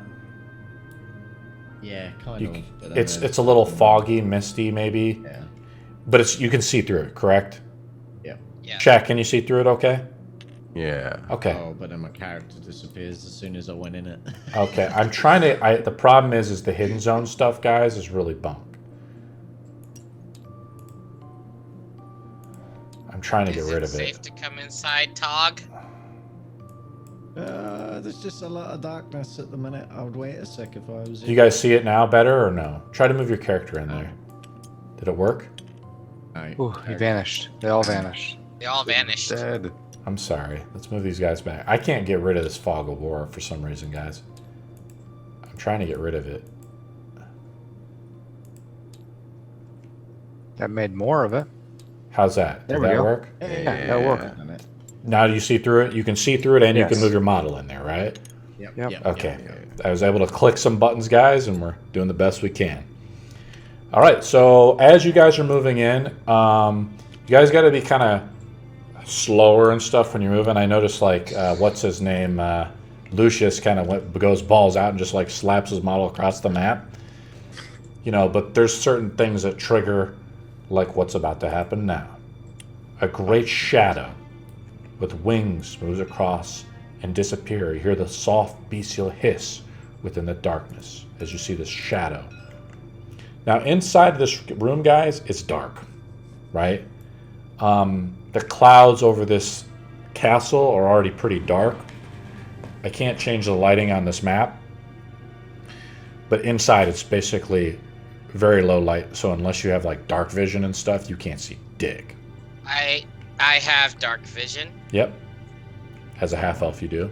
But Marcus can't see anything, and neither can Irina.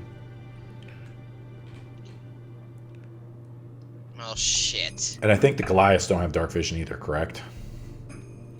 Not that I know of. So Shaq can't see anything either. Any of you have any torches by chance? I hope do. so. Maybe Okay. light one. Here's the ambience to this place. Pretty cool, huh? You guys hear it? Hauntingly sad. Mm-hmm. Yeah, I have a few torches too. Well, All right. pull out a torch. Light it for the people that can't see. And kind of immediately look up to the ceiling where I saw the shadow of whatever it was. Do I still see anything up there? The shadow like crossed across and made like a hissing noise, and it's gone now. Oh, that's not terrifying at all. Where are we going, guys? We should proceed carefully. Let us hope that our presence may not go unnoticed to anybody else. There's 6 doors? on That's the right. floor? You see the busts of these handsome men. You know, the tapestry of one man dressed in silver armor.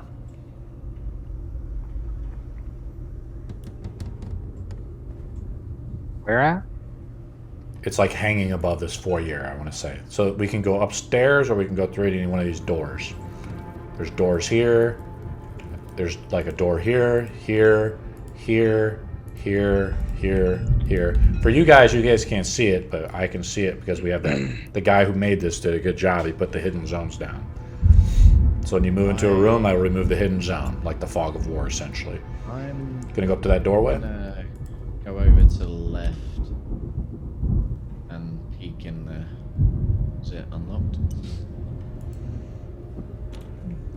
It's unlocked. Do you want to go in? I'll open the door and have a look in. Okay. Marcus, are you on the other side of the room? Yeah, I'm right there. Okay. You look Just gonna in. listen into a It door, appears but- to be like just a room. Like you can see like the let me change the hidden zone on this one. Yeah. This is what you see. Do you see it now? Yep. Now I can't open the door, Tog, so you have to just move your guy in there if you want to do that. Yeah, I So, don't wanna actually some- go in. I just want to peek in the room and see what I see. So here's the thing, guys. Like certain doors can be toggled to be open and shut, but like this door, That's- you know, this door can't. So it's okay. This is what you see, Tog. It's basically like a room. Seems to be like shit is just thrown around. But you hear like a crackling in this room. What do you do? Is Is there any light in the room? You see like a faint glow in the back here. Almost like a candlelight of some kind. I'm gonna edge back out and Okay. leave it for now. You're sneaking around, by the way. You're taking your time. You're sneaking around. I'm taking my time. Yep. What are we doing? Shadow upstairs. What have you got over there, Marcus? The shadow was across this wall. Oh, maybe not Oh. getting there. I'm gonna like just listen into the door and just see if I hear anything. Make a perception roll.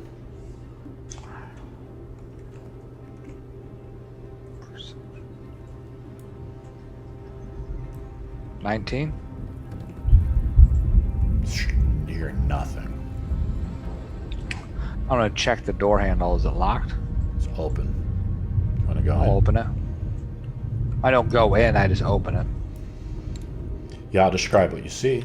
You just have to be very careful. You hear the creak of the door, though, right? You Sure. want to continue opening it? Yeah. Okay. Let me unlock this zone here. So this is what you see, kind of. It's like a ballroom, but you see like the castle, right? You can see like how it's like all ruined and stuff, right? There's debris and everything done. And there's like statues of these warriors too. It's kind of cool. Rubble is strewn about in much of this vast chamber caused by a partial collapse of the rooms above it. On the pink marble floor, fallen chandeliers are broken and chairs are furnished. Thick webs stretch from wall to wall, and moving among them, you see the webs jiggle a little bit as you just peek in and look. They're being startled by the creak of the door. What do you do? What's startled? You don't know. Webs are moving. The webs? Yeah, you can see there's there's like some webs here too. You can kind of see it. There's webs sprawled out wall to wall. In here. Oh, I'm gonna shut that door. Shut that fucking door. I'm gonna go ahead and slide back a little bit here. As Marcus is probably not the quietest of men as his armor chinks across in this foyer. What are we doing, Shaq? I'm gonna check out upstairs. Shaq the Brave? Yeah, he's feeling frisky today. Awesome, dude. We gotta move upstairs then, I think. So this is all the ground floor type stuff. We actually have to move up to the second floor up here. That's how we do this model. So let me take your character and move you up. Okay, this is kind of what it looks like. So you see how this works, guys, this model? Oh, yeah. So we're like up here now. Shaq is up here now. And I'm removing these hidden zones. The guy did a great job. I didn't know the hidden zones were here, so I was like, oh shit. Like you can look down and see them, Shaq. You see how there's like a space, you know? Yeah. Let me see. I have to go load up the map for that one. The second floor map. Give me a second while I do that. You guys think You're we across should leave the- shack noises? Shaq, you see two stone balconies flank the main foyer. Balusters carved resemble knights in shining armor support the elegantly carved stone railings. Weapons and shields festoon the walls along each of the walkways, while alabaster busts of handsome men yawn and punch Marcus in the face. No, I'm just kidding. And that lead to the north and south away from the foyer. To the west and east of the balcony, there's an archway of a spiral staircase going up. What are we doing? If you guys want to follow Shaq, you can move your models. Or are we leaving? What are you doing, Shaq? I say, Shaq, wait. Okay. I said, come back here. I said, we just check the bottom floor first. I think in the door I went behind, there may be spiders. You just see Todd kind of. Nah, that's I didn't see any, but there were spider webs over there, and they were shaking when I opened the door. in my room. There's a light. I think someone's Faint here. light. you guys want to investigate Tog's room first? Sure. Are we coming back downstairs, Shaq? I'll come back down. I'm spooked now. Don't split from the party, I beg you. Okay, you come back down to the group. We're going into this room where Tog just went into. Yeah. Dog pile in? Do you see it? So like I said, there's a flaming thing in here, and what happens when you guys kind of start dogpiling in there? Dogpile. Is the floor collapses under us. A fire erupts, Tog. And like a hearth, the dead hearth here, you see the fireplace? Hearth erupts, and something assumes like a draconic form. It hisses and crackles and unfurls like smoky wings. The fiery dragon hisses when it addresses you, Tog. It says, "My knights have fallen to the darkness. Save them if you can. Show them the light they have lost." And with that, the fire burns out. What do you guys do? What was that? I don't know, and I'm normally on crack.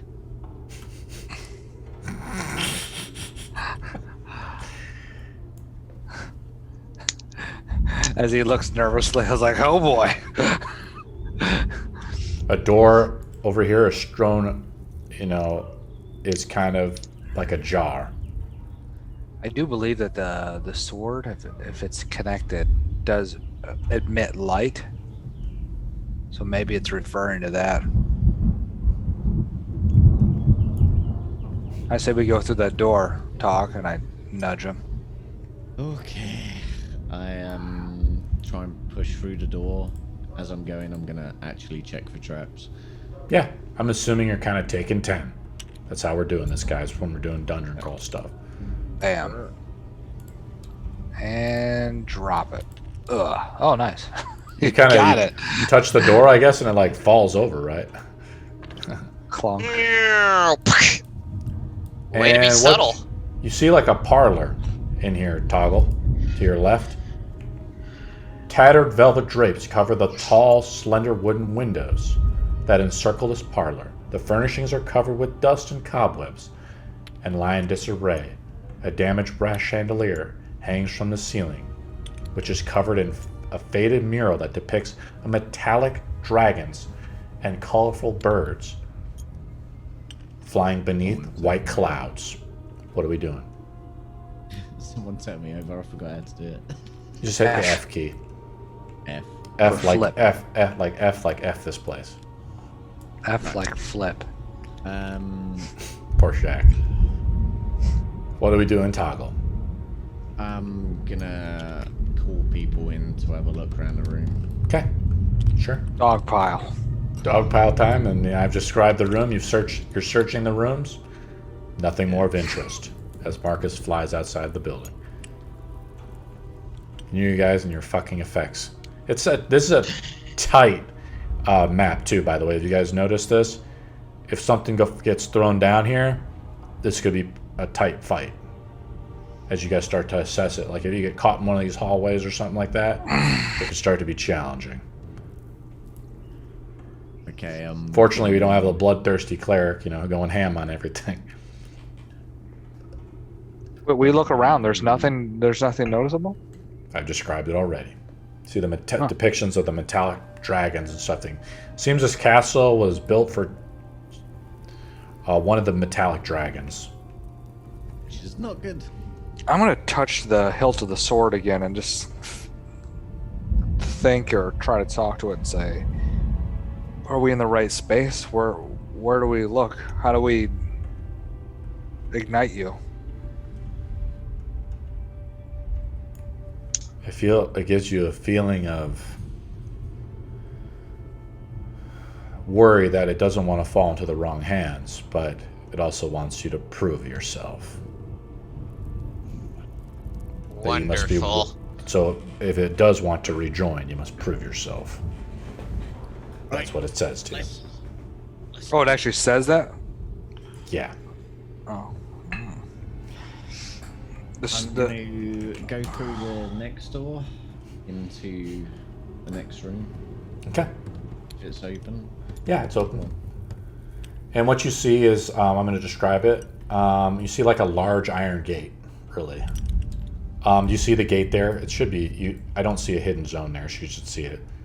Are we going into this room over here? The gate is locked. If only we had a locksmith. Do we want to unlock the gate, Tog? Do I see out the gate? Is it like this sort of barred iron sort It's of? iron barred gate. What do I see outside? Mist. An eerie stillness fills the air. Oh, there we go. Yeah, I'll unlock it just in case we need to escape this way. Maybe it was another. You guys, why don't we roll a DC sleight of hand? The lock seems pretty complex. Okay. By the way, Lucius is watching us on stream, guys. So he makes sure that he will join us next week with his other character. He won't be totally lost in the dark. He's going to play a sorcerer. Oh, nice. 24 is the roll. The door is unlocked. It takes you, but not a moment, as the Master Dwarf Thief clicks the lock. Undone. We go into this next room there, Tog, straight ahead? Yeah, I've just unlocked it and go through, and I let everyone know that door's unlocked now. You just see some beds strewn about. It appears to be like servants' quarters of some kind. You search it, nothing of value. Where are we going? Now, to me, I'm looking at the map here, and you can just look to the right, and it appears like in this room over here, it's just like it's a kitchen. Let me see. Yeah. Right here, it seems to be like a ruined kitchen. Pots and pans and things. You guys are starting to get the feeling that like this castle was probably brought under siege and just been completely ransacked throughout the years. Where are we going? Okay, I'm just going to keep heading through doors until I get to... You're going to go straight or to the right? There's a door to the right as well. Right. Do you want to go to this room? Right. I'll go right first, yeah. Okay. All right. This appears to be wine storage with barrels. Well, we definitely found your room. You guys see a man in there. Is he dead or alive? Let me see if I can pull out a model that's worthy of him.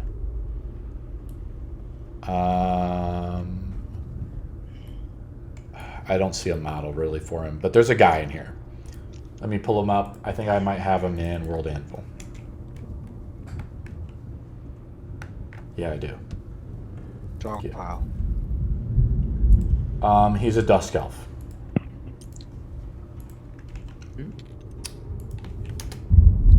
Let me link him here in our Discord.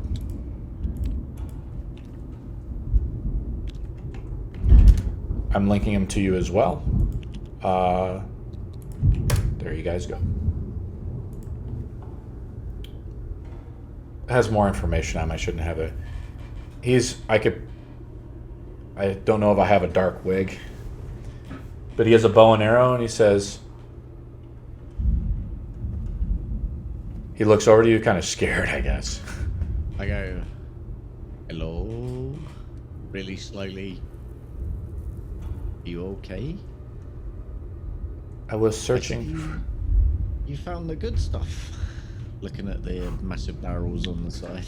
He was like hiding behind a barrel as he notices you. He's like, I was looking for the Vistani girl. What? Arabelle. In this place. I got chased by some wolves, so I had to retreat to here. Arabelle, who's that? It's the leader's daughter. leader? Of the Vistani camp. Marcus, make an insight roll. Yeah, because I already know that I saved her. Exactly. That's why I'm starting to ask him questions. Okay. I just didn't know I if you rolled put a two and nice solid 4. No, I know who he's talking about. Just making sure, because it did. I'm just seeing if he's lying, so I'm just like, No. being You have to curious make an about his insight question. check. Then, if you want to do that, you have to make an insight check. It says, what brings you here? You guys have all come in the room.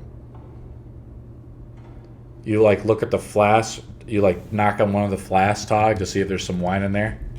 It's all empty, unfortunately. Don't break it. I'm Sorry, gonna Tog. start pulling through stuff to see if I find anything in here. Nothing. I'm just looking for. You like undo the tap or whatever, just dust. Oh man. We already found the Vistani girl. She's been returned back to the commander already. He kind of just looks back at you. He's like, well, I think it's daytime, isn't it? It's right now. Yeah. You guys have been traveling through here for an hour, so it's 8 o'clock. The time isn't on this map. Yeah, but why are you huddled up in here? I ran away from the wolves. Yeah, but the wolves aren't inside. Exactly.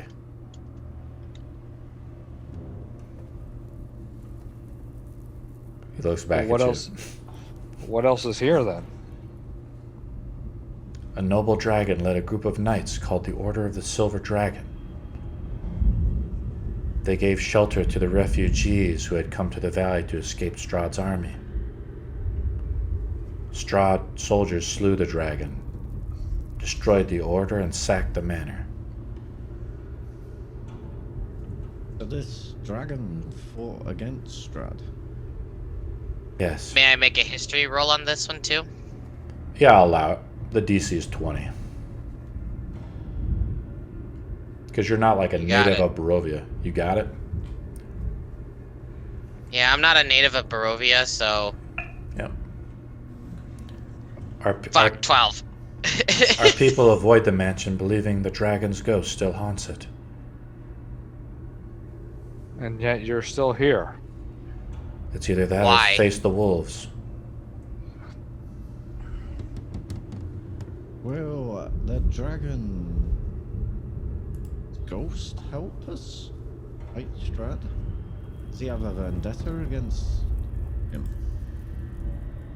I don't know. I don't try to unearth the spirits. And I suggest you don't either.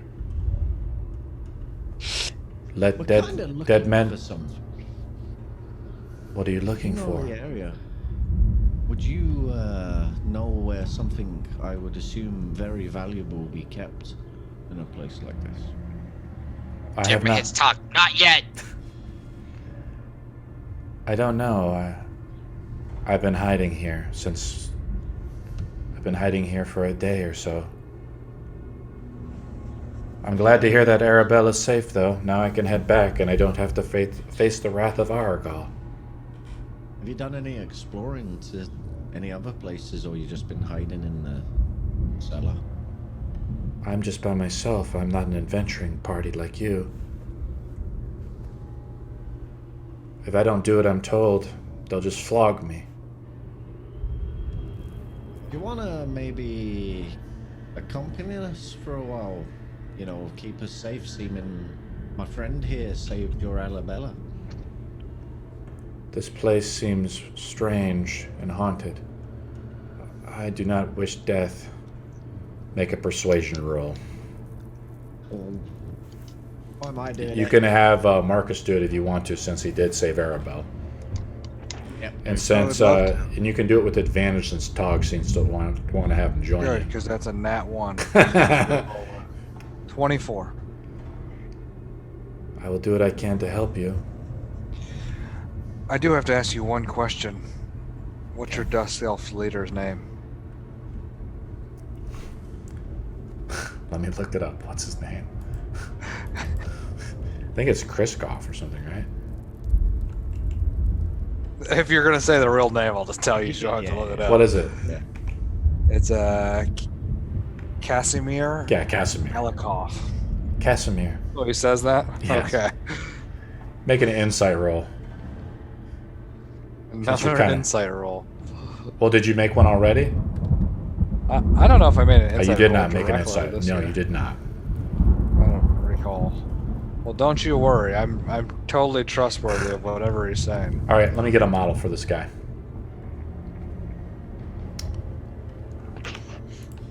Since you want him to join you guys.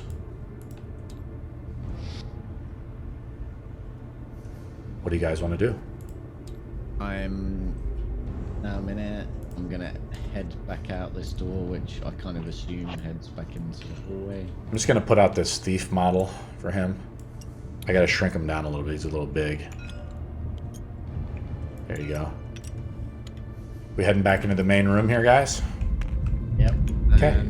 Where are we going? Now I've kind of... So we didn't go over here yet. What are we doing, guys? Let's go there. We want to just kind of scope out the rest of the first floor? Yeah. Yes. Apart from the room that Marcus said there was spider webs, was screwed up. The guy goes... I point past that door. The guy, what's this guy's? Savid says, he says that I did not go throughout the rest of this, but I hear strange sounds throughout all hours of the night. We are not alone. Oh dear. Tread carefully. But since you saved Arabelle, I will do what I can. So Toggle just goes into, just yellows in there. Oh, I didn't realize there were doors. What's up? Flip upside down and right in. Okay, Marcus, do you have a minute? Yeah. How long? How long has he been here? It looks like he hasn't even eaten for days. Years even. Huh. I'm gonna cast Divine Sense. On this guy, Yeah, I mean, I'm close to him. nothing comes off. Is there any fiend? Is there You any like rub fiend your or- you like rub your thing and you like say a little prayer to tear, saying like to see if this guy's, undead essentially. Maybe a spy of Strahd's of some kind. No, nothing unusual. Okay. Yeah, I just look to you and I shake my head. So this is a dining hall. Chairs surround table have backs carved resembling folded dragon wings, and several of the chairs have been overturned or smashed into pieces. Suspended above the table is a crystal chandelier that glows with a soft white light. Standing in the windowed alcoves are two life-size statues depicting knights with dragon wings, helms, shields. Rainwater trickles through the cracks in the ceiling, flowing down the west wall, added to a very large puddle on the floor. 5 seats of the wooden doors lead to this hall. A door in the northeast tower hangs open. The door in the northeast corner hangs open. So there's these... so that would be... I don't know which door that is. Maybe this one? Or this one? Right here. It's this one right here, guys. What do you guys want to do? And check out. See, there's the puddle too. There's the puddle right there. The guy put the puddle out. Guy didn't miss a detail, guys. Shaq, you move up to the puddle? Yeah. Fascinating. You think to yourself. Life. You see you look into it and you can barely make out the reflection amongst the torchlight of Irina and I'm assuming the torchlight of Irina. Irina's holding the torch. Wait, you said the chandelier was glowing, isn't it? Giving off light? It is giving off very, very faint light. Okay. You look, there's no candle flame coming from it though. I kind of want to check in this room if I can see anything hidden or... Roll an investigation check. Can I help him roll with advantage? Yep. Or no? Roll with advantage, Tog. You should just do your own roll rather than Okay. advantage. Roll with the. Because I get up -1. I'm not. Good job, Tog. Teamwork. Why don't you roll? All right. 14 plus 8, 22. Did we move this guy's model in here too? Yes, we did. Okay, he's right here. Right on the puddle. He's on the puddle. He's like, okay. He's real curious. He steps out of the puddle. He's like kind of walking near the door, I guess. He's like, I just want to go home. Nothing of interest in this room. If you want to go home, you can go. So the doors that are opened are right here. He's like, can I leave? Yes. And he says, good luck. And he takes off. Are we allowing this guy to leave? I go, Marcus, he was odder. No. I was not pushing in front of anything bad. He's like, good luck, Master Dwarf. And you too, Goliath. And he takes off. Taking him off the map. Over here, he takes off. You must assume that he's maybe heading back to the Vistani camp, Marcus. I was going to use him as a meat shield. Shaq with his mouth open, he's like, oh. Just met. I don't know. He looked really like suspicious, undead. I'm like, dude, you've been hanging out in a freaking wine cellar for God knows how long, and you haven't eaten, slept, anything? Okay, I guess. What are we doing, guys? He just kind of just. Now, this door is already open, according to the map. So you can peer through it if you want to, Tog. Yeah, I'm going to peer through the door, see what I see in there. Wooden cracked pillars support a wooden U-shaped balcony that overhangs us. So you see there's stairs. There's some stairs on left or right. Let me unlock this first. Okay.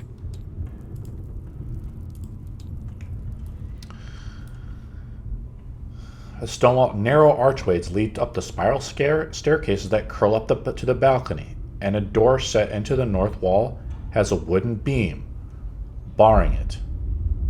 At the east of the chapel rests a stone altar, flanked by iron candelabras. Here's the stone thing. The altar is carved with a rising sun-based relief, tall arching windows, set panels of stained glass decorated with balls behind the altar. One of the windows has been shattered, covering the chapel floor with shards of colored glass and allowing a thick fog to enter the room. You can barely see it, Tog, with the fog. 3 men are kneeling next to the altar. Their clothes are worn. What do we do? I kind of, at the door, kind of peering in, I say, there's another 3 guys inside. Do you wanna see what they're doing? Or should we just leave them be? You might know something. Okay. Right. I kind of open the door loudly and I go, hey there!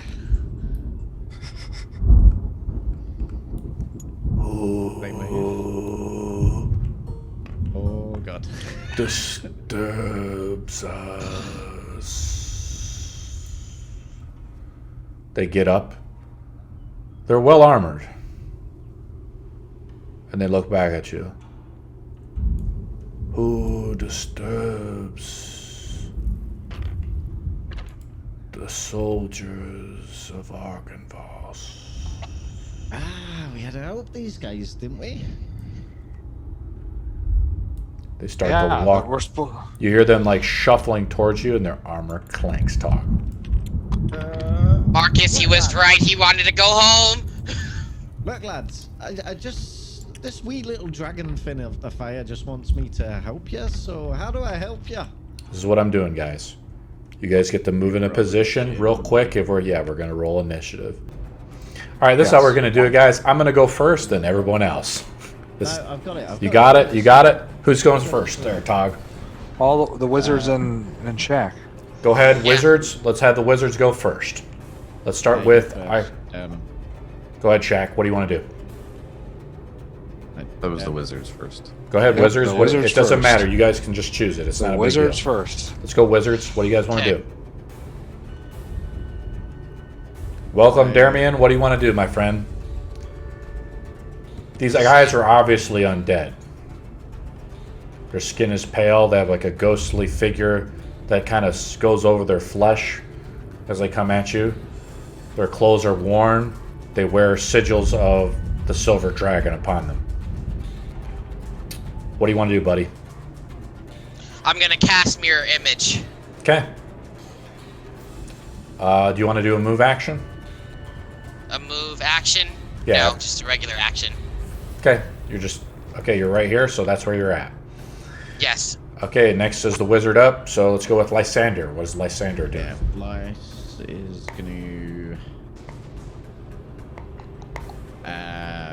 screw it. She's just going to throw a Scorching Ray at the one in the middle. Okay, do I need to make a save? Scorching Ray is an attack roll, I think. Let me look it up. Sorry, I'm not overly... No, I'm good. I got my thing going on. It is... Like a range spell on the ray hit. Yeah, it's ranged spell attack. You create 3 rays of fire, so it's a level 2 spell. You create 3 rays of fire and hurl them. You make a ranged spell attack for each ray of fire. First one misses. The second one is a 20. You guys, they have an AC of 13. They're wearing leather armor. Okay, so the second one hits, and the third one hits as well. So how much damage was it? 2d6. So just do 4d6. You guys kind of caught me off guard here. I'm not used to it. So, give me a second. Okay, I'm going to write down the damage. How much damage you do, and which one. It's the middle one. Okay, number 2. It's 18 damage.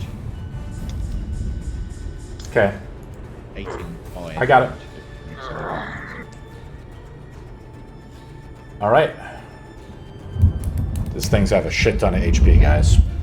It's barely injured, the middle one. Next on the list is Shaq. Shaq, you're up. Alright, I'm gonna become a bear. Awesome. That's so awesome. Okay, there you are. I think we might have to shrink you down a little bit so it kind of fits you in here. There you go. Are you moving up to the guys? Yeah, move up. You see Shaq, already kind of a big guy. Fur, brown fur, covers his entire body. And he growls menacingly as he charges into the Revenants. Jesus. What do we... You going to make an attack there, Shaq? No, I normally can't on the other table, right, we have the things, right? So I have to Yeah. pull up the brown bear thing, right? Yeah. From your D&D Beyond. Let me pull it up. Oh yeah. I What's do up? have a quick question. Since I have my familiar out, since I have my familiar summoned and out, do I still roll for initiative on that one? No, it moves in the same initiative count as you. All right. To simplify things. Okay. So you have a multi-attack. You make 2 attacks, one with your bite and one with your claw. So why don't you roll some damage or to hit there, Shaq? These guys have low AC but a ton of HP. Gotcha. This fight will be challenging. I don't know if we'll be able to finish it. 6. Yep, potato time. You have plus 6 to attack though, so that is just a miss. Roll your second attack, Shaq. 19. You only have 34 points of HP in this bear form, by the way, Shaq. Yeah. But it's better than nothing. But the next one you hit. So why don't you roll 1? You hit with your claws. So that's 2d6 plus 4 slashing damage. On the middle one, the left one, or right one? Which one you want to do, Shaq? The guy in the middle is taking the most damage. Yeah, I'll do middle. Okay. Tell me how much damage you do. 2d6 plus 4. So that's 9? 9, yeah. Okay. Your turn is over. Let's go. Who's next? Is it me? I think it's Lysandra. Lysandra already went. She already cast Scorching Ray. Oh, no, Irina. Irina's up. is after them. They got an 18. Okay. So I'm up. Yep. They draw their... Let's see what they got for weapons.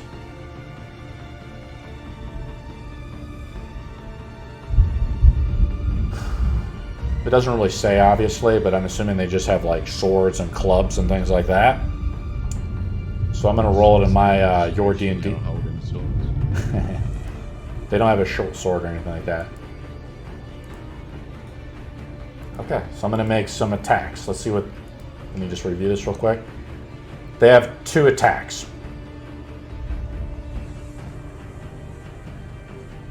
Each.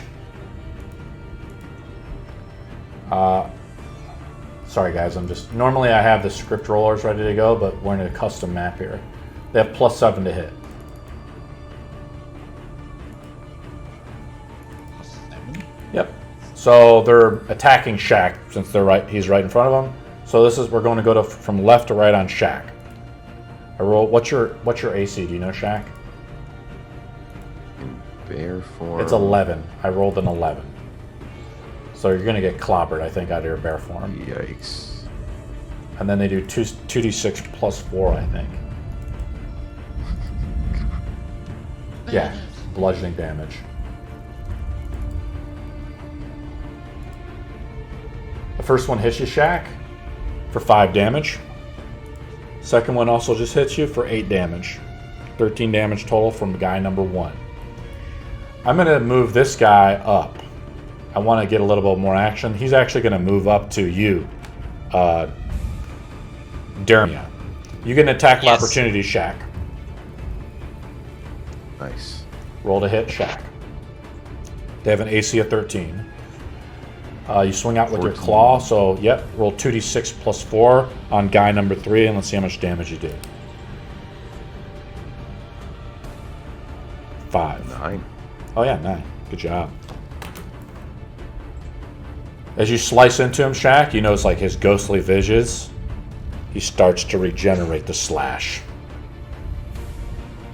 A little bit. Oh no. Attack number 1 onto you, mage. That's an 18.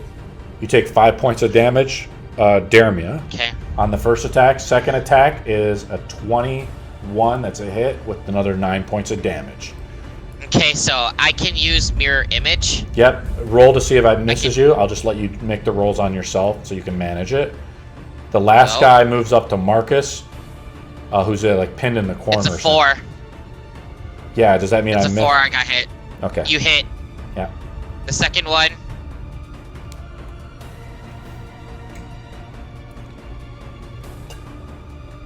Was The not a hit. second one misses. So whatever I did on Yes. the first one, I think it's just 5 damage. I've been rolling pretty low on the damage. Attack number 1 on the Marcus. Your AC is 19. Yes. I hit on the second one. The first one missed. You take 9 points of damage. My turn is over. Who's up next, dog? The bod. Irina's up. I'm gonna you guys all moved, so let's see. I guess I'm gonna I gotta spread the love around, guys. We can't just beat up on Shaq. Please. just cast acid arrow on the. I guess I'll just Irina will step in. Well, she's probably not. Are you sure about that? She can actually cast stuff through the door, guys. The Yeah, door but is open. it's a attack where it requires her to stare at things. Yeah. Okay. So she's gonna shoot an acid arrow at the dude. Yeah, that's fine. Go ahead. Roll a hit. Yep, it's gonna take a second. So then I need to roll a saving throw. No, it's just rolling to hit. Yeah. Roll to hit first. Just gonna cast like it's like a level 3 spell. What do you? Is it? You're gonna cast it as a level 3 spell? Yeah, sure. You're gonna cast acid arrow as a level 3 spell, is what you're saying, right? Yeah. Yeah. So you're gonna. So it's a ranged attack. So roll a d20 for starters. Ooh, nat 20. Wow, holy shit. So it's a critical for starters. Roll again to see if we get a... Yeah, let's roll again to see if you get another nat 20. Hell, that's close. You got it close? Was it jiggling there for you? It was an 8, and right next to it is a 20. So, first of all, we do 16 damage, plus you cast it as an upcasted spell, so another 4. So that's the sun guy number 3, who's already taken 9 damage from Shaq's Claw. So it does 44 damage, so 16 damage, you said? Plus another 44? Yeah, first of all, roll 5d4. Right? Why 5? Because you upcasted it by 1 level. Roll 5d4. Yahtzee. 15 damage. Awesome. Okay. Plus, you did 20 from the critical. Awesome. That one, it's not bloodied yet. Takes 3d4, I guess, at the end of its turn. Yep. At the next turn, I'm going to take another 3d4. Cool. Whose turn? Okay. It's up next. The one in... I got it on number 3. I'm keeping track of the damage, guys. That Tog, who's up next? Marcus, was it? It was from Irina. Next is Marcus. Marcus, you're up. Oh boy, I'm you're gonna getting cast.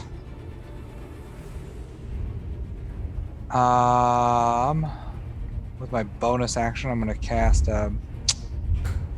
Hexblade's Curse on the guy Okay. in front of me, and then He has not been injured at all, by the way. actually not Hexblades. I apologize.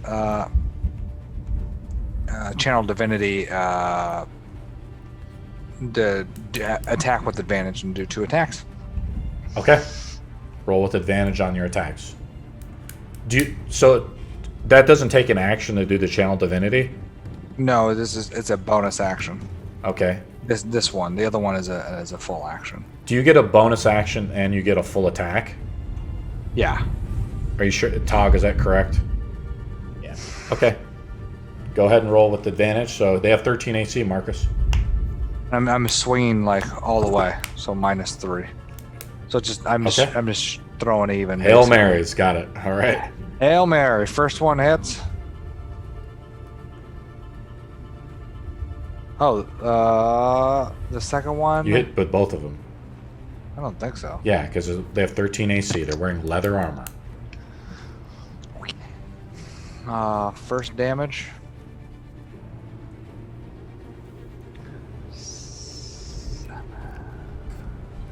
Ooh, snake eyes. 11.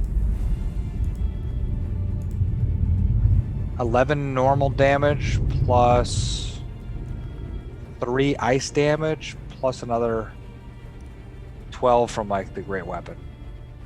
So what's that total? Don't know. That's why I told you. 11 for something. Depends if they're... They don't have any special resistances beyond that. They don't have any type of things. So it's just full damage, guys. 27. 27. Thank you, Tog. You guys got this. Who's up next? Next is me. I'm gonna squeeze around, get behind this one over here. Sure. Nice positioning there, Tog. Do we get flanking in this? Yes, you do. You get +2 to attack. +2. Okay. +2. You don't get advantage. No. I'm gonna rage. Ah! Yeah. And take a swing. Blood energy streaming as you remember Lucius. Frenzy scream. As you roll out 3. Donuts. It's not gonna hit even with my 3, 4, 5, 6, 7, 8. You're rolling at advantage though, right? No. He's not going reckless. Oh. No, because I can't afford to take another point of exhaustion. Oh, geez. You'd just be moving at half speed, but... No, I'm not moving at half speed anymore. If you take 2 stacks. Roll it as your turn over, Tog, or are you going to roll with another attack? Second attack. Okay. With the other hand axe, as your eyes fill with bloodshot rage. Here we go. And you remember Lucius on the second floor. That one hits. Do some damage, my friend. This is with your offhand. That's 8 points of damage, bludgeoning damage. We also buffed dual wielding too, but I can talk about it later with you. So that's something. I've got one more attack. Okay, awesome. Bonus, which is my offhand attack. Okay, great. Which is a non-magical weapon. That's fine. They don't have any magical stuff. They're not that OP, guys. They're just a ton of HP. 22 hits, and that's another 11 points of damage. Awesome. I think he's bloody. This guy's taking quite a bit of damage. That's the end of my turn. Okay, who's up next, Tog? Daerma. Who's up? Daerma. Thanks. Okay. I think we're back to the top of the round, right? Yeah. Yes. Top of the round. So what's the guy in front of me looking like? He's badly injured. He's bloody. He's at half HP. Okay. All right. He says, even if you strike me down, we will come back for you. What do you do? I'm sure you will. I'm sure you will, buddy. As he looks into your crack-ridden eyes. Okay, so I'm twitching going out, to tweaking cast... on him. What do you cast on? So for my familiar, we both take our turns the same, but That's he right. gets an individual turn, right? Commanding Okay. your familiar So takes a bonus action, really. Shit. What are you trying to do? I was gonna give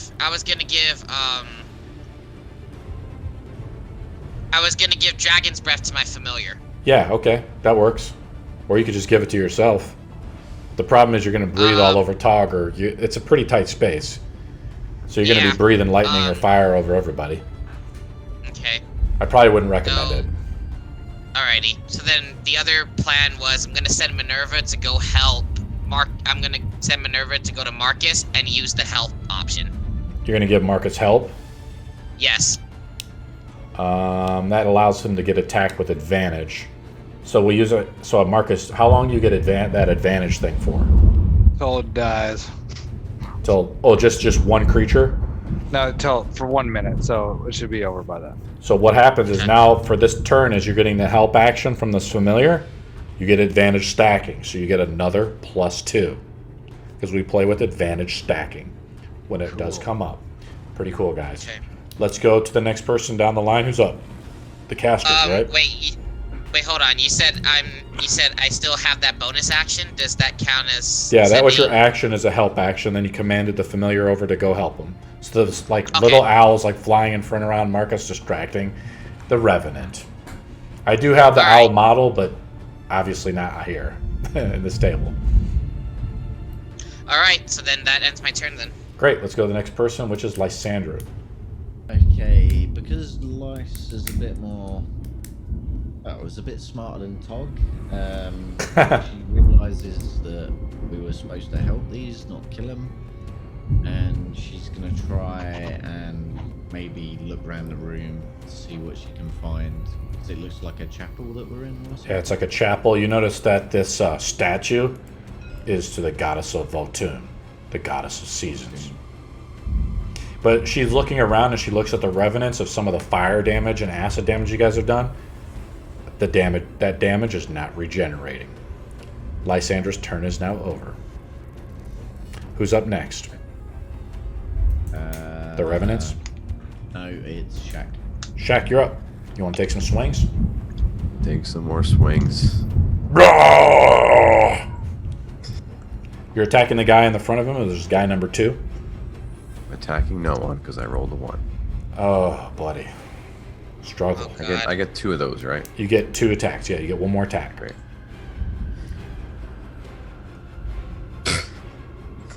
Potato time?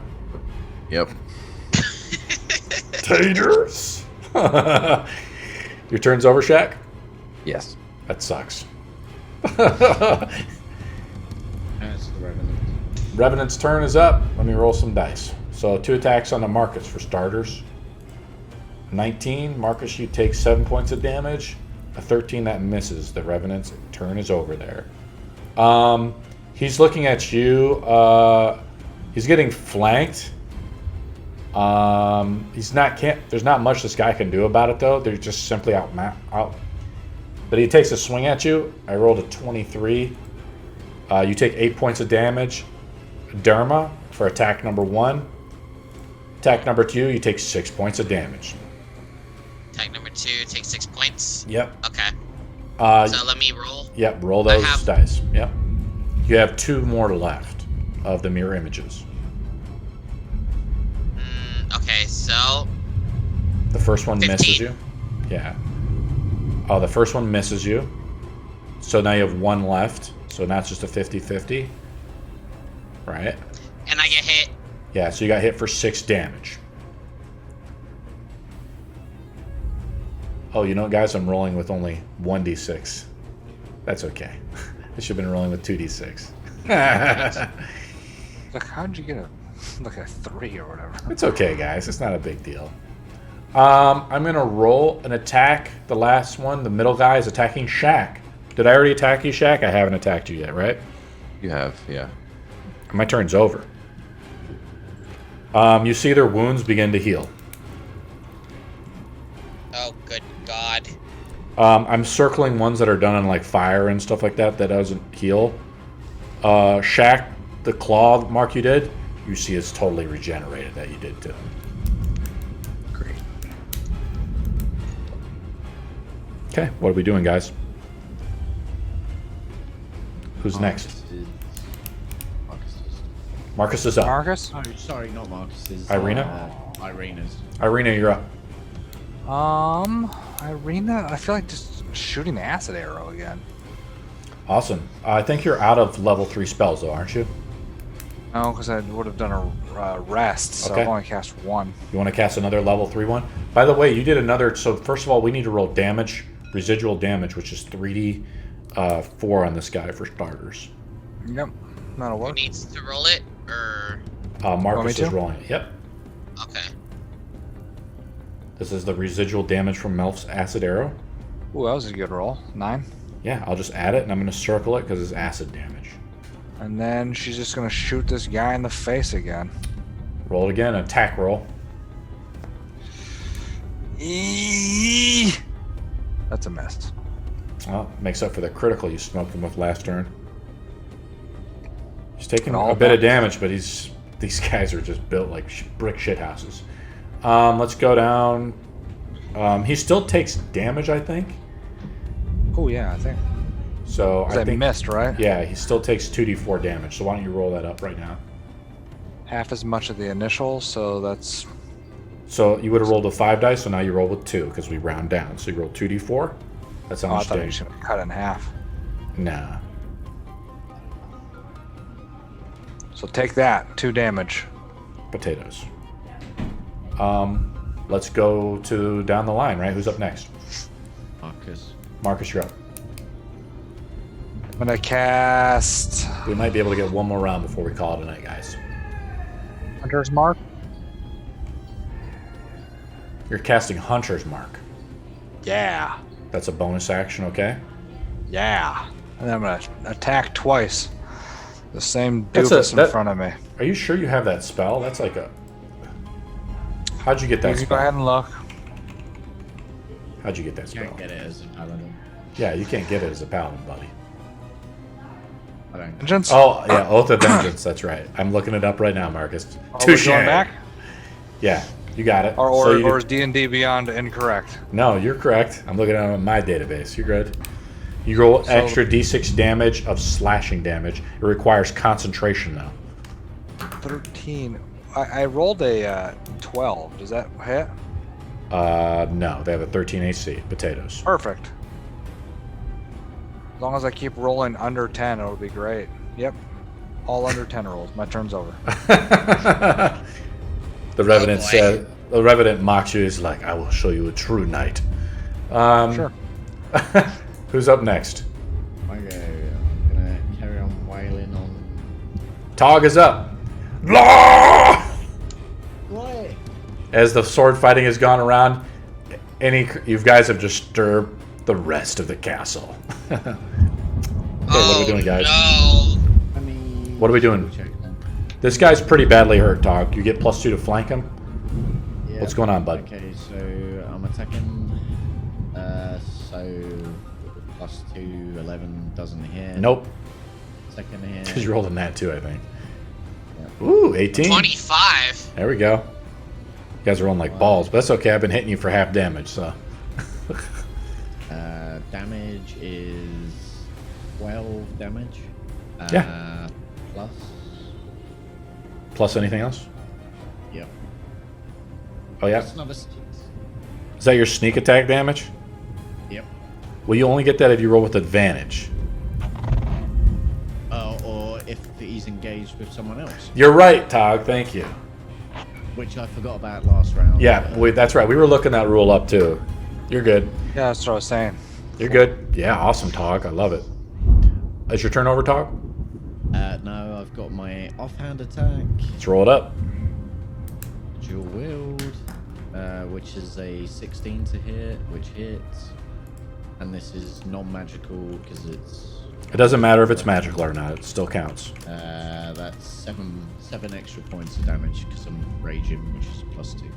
So you have 7 more? Okay. Let me see what this total HP that you guys have done on this guy. He's taken 87 points of damage. He's still up. He's badly hurt, though. Okay. That's my turn. End of your turn, Tog. Who's up?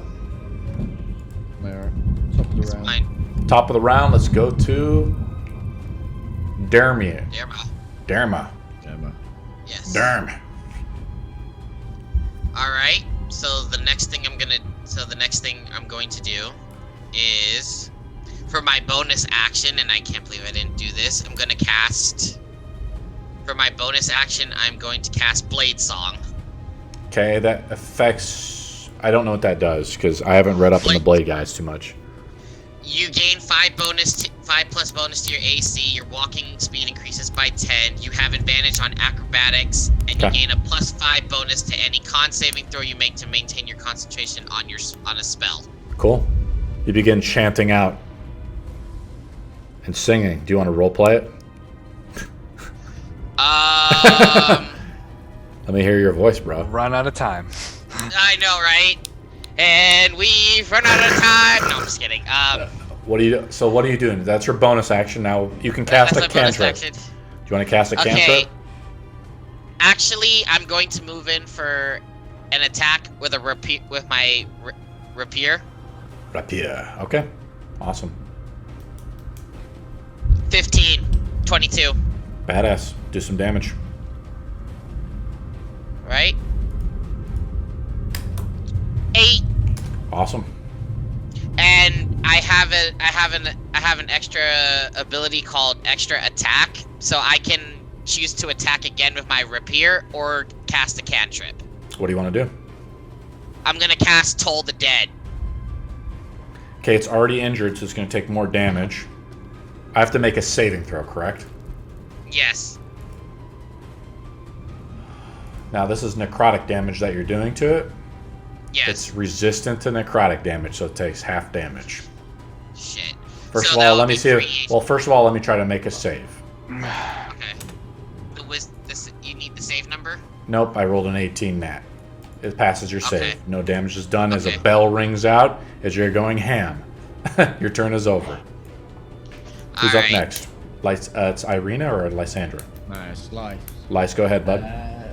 She's just gonna throw, because she knows now that they're vulnerable to fire damage, another Scorching Ray. Awesome. Level 2 spell. Level 2, yeah. Roll 3 attacks. What's the plus? I'm just double checking out the plus of spell attack. Yeah, I think it's plus or spell attack, yep. It is +4. Okay. Nice. That's quite high. So for the first one... That's a hit. Hit. For the second one, I'm just going to roll the hits first. That's a nat 20. Awesome. Let's roll the nat 20 again. The nat 20 again. That's... So you did. So roll one last attack. Roll the last attack, Tog. But we got a critical on the second one. We got to keep that in mind. Which one are you attacking on? The one that's directly in front of her, the one that is engaged with Shaq. The ones that's engaged with Shaq? Yeah. Yes. Okay. I think Well, that's allow. the one. Sure, go ahead. That's number 2. That one's barely injured. So let's roll some damage. Let's roll the non-critical damage first. Just 2d6 fire, right? 2d6. D6s. 1, 2. So for the first one, it's just 5 damage. Okay, let's roll. So the next one will be 12 plus whatever you roll. So let's roll it up. Another 2d6. Another 6. That's 18 damage total for the second hit. Whittling them down. Your turn over. Turns over. It's now Revenant's time? Shaq's. Shaq, you're up. Okay. Just hit him again. Now, one thing you can do, Shaq, in the future is you cast a concentration spell before you shapeshift. You won't get your attacks, but that's the idea that some of these druids that do that, they'll put like a moonfire down, or they'll again cast like a concentration spell on themselves before they enter their shapeshift form, so they have like a spell effect on themselves. I think you rolled some big fat 5s though, so you missed. Could I theoretically do conjure animals before? Yes, you could. Okay. Just something to keep in mind in next time. Damn it. And it's a really powerful spell. And I do have the elks and things like that if we want to bust them out. That's a pretty powerful combo for druids, even though it's annoying for the DM, but it is what it is. Is your turn over, Shaq? Yeah. Now, when you get hit with a concentration spell in your form, you have to make con checks. Otherwise, the spell drops too, right? Am I up now? Sure. Yep. So let's do 2 attacks on Marcus. From Is it left to right. Irina? No, she's after them. Attack number 1 on Marcus is a 14 and a 26, so I rolled a nat 19. Not a big deal. 2d6 plus 4. Marcus should take 11 points of damage. How you doing? Fine. Awesome. On to Shaq. A 14. What's your AC, Shaq, did I say, in brown bear form? 11. So that's a hit. You take 12 points of damage. Next one is 17, and then you take another 13 points of damage. Are you out of bear form yet? Have you dropped bear Yep. form? So now you shapeshift back to bear form. So I'm going to your model right now. I right click. I change the state to Shaquille. Now, whatever damage that was left over in your bear form goes on to your normal HP now. Do you understand? So if I went over your bear form, so like we were doing a lot of damage to you in bear form, that last attack that drops you out of bear form, if any damage goes over, brought you into negative bear form, that HP follows you into your Shaq form. Regular form. Gotcha. Gotcha. Yeah. The Revenant's turn. Revenant grins as you shapeshift back. Attack on. Unfortunately, we got an attack onto Daerma. 18. Daerma's getting. Misses. Oh, what's your AC at now? Because I added a +5 at Blade right. Song, it's now at 20. Okay, that's right, because you have a 15 nat. He misses twice as these blades, as you're singing around these magical energies of blades and daggers, goes around. Let's finish. Or you guys want to finish the rest of the round, or should we call it a night? I think finish the round and then we know where we are at the top of the round. Okay. But Yeah. I'm trying to remember. So who else is going? Who's up next? Irina's next. Irina, what's up? Vicious Mockery, make a wisdom save. Cube 1x1. 16 plus my wisdom. What's the spell save DC? For the record, Revenant, I was totally holding back. Wink. I passed. 14. I passed. So you save. Next. Who's up next? Marcus. Marcus, you're up. Going to use my other ability, whatever it's called. Hexblade's Curse. Okay. The guy you're fighting is not very injured. I have to regenerate some HP on these guys. Great. Oh, whoops, wrong button. Ignore that. I'll whack him in the face. With under 10. Let's see if I can get above 10. Nope. Miss. Above 10? Nope. Is he still rolling with the advantage, right? No, because Yes. your health advantage, his advantage for his I thing, but am not at from you. advantage. Finally, I roll above a 10 and I hit him. Okay. 7. You're rolling like the abbot. How much damage did I take, bud? 16 damage. Okay. Barely injured. 2-hour fight with Revenant, guys. Yep. Well, regen. Okay. Who's up next? I'm gonna carry on wailing on this guy. Awesome. Go ahead. Roll it up. As you hear the thunder from outside kick up. First attack, match 20. Wow. Nice. I think we're going to drop one of them.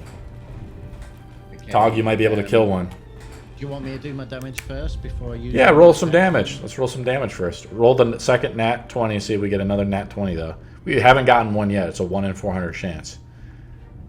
But Tog, you might be the honorary person. Oh, so close. So close. 14. Roll some That's damage all up. hits, isn't it? Yep, let's roll some damage. So,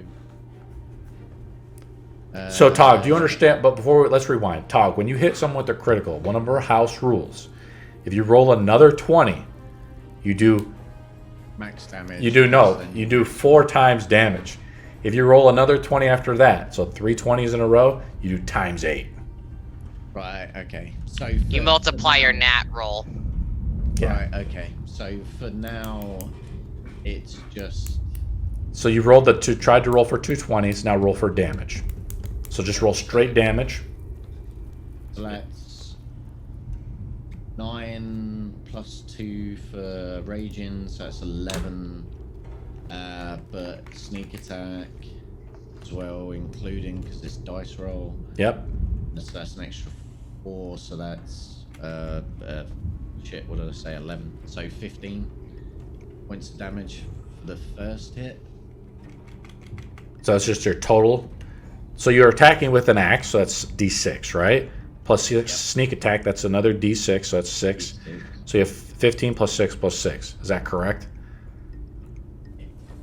So you did 27 damage with a one-handed weapon and 1 attack. Yeah, that's pretty good. Okay. Roll up the second attack and third attack. See if we can drop one of them before we call it a night. Second attack.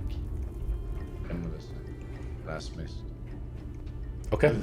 Third, is that you in your third attack or are you done? And hand axe offhand, 24. Okay. That hits. Awesome. 6 plus 3. So that's 8 points of damage for the rage. Cool. How do you kill it, Tog? Oh, thank God. Keep wailing on it, and as it's turning to pulp on the floor, as it's kind of like just turning into swirls and mists, I'm just gonna keep wailing until I'm hitting the stone underneath his feet. As you're carving it up, you see it's like residual, almost ghost of it, and you see it dissipate and seep into like the fog and so forth. It falls motionless on the ground. Awesome job, Tog. Who's up next? Good job, guys. It's at the top of the round. That's the top of the round now. Awesome, we got one down. These guys are fucking tough, dude. But this is a great encounter. Do you guys like this so far? Pretty cool, huh? Yes, Shaq, are you having fun? Yes, I know do. it's kind of not awesome, but I'm trying to help you out a little bit with some of the finer details. You cool, Shaq? Cool. Well, I'll see you guys next week. Hopefully we'll have everybody back. We're going to re-invite Daerma back again. Hope you guys don't mind.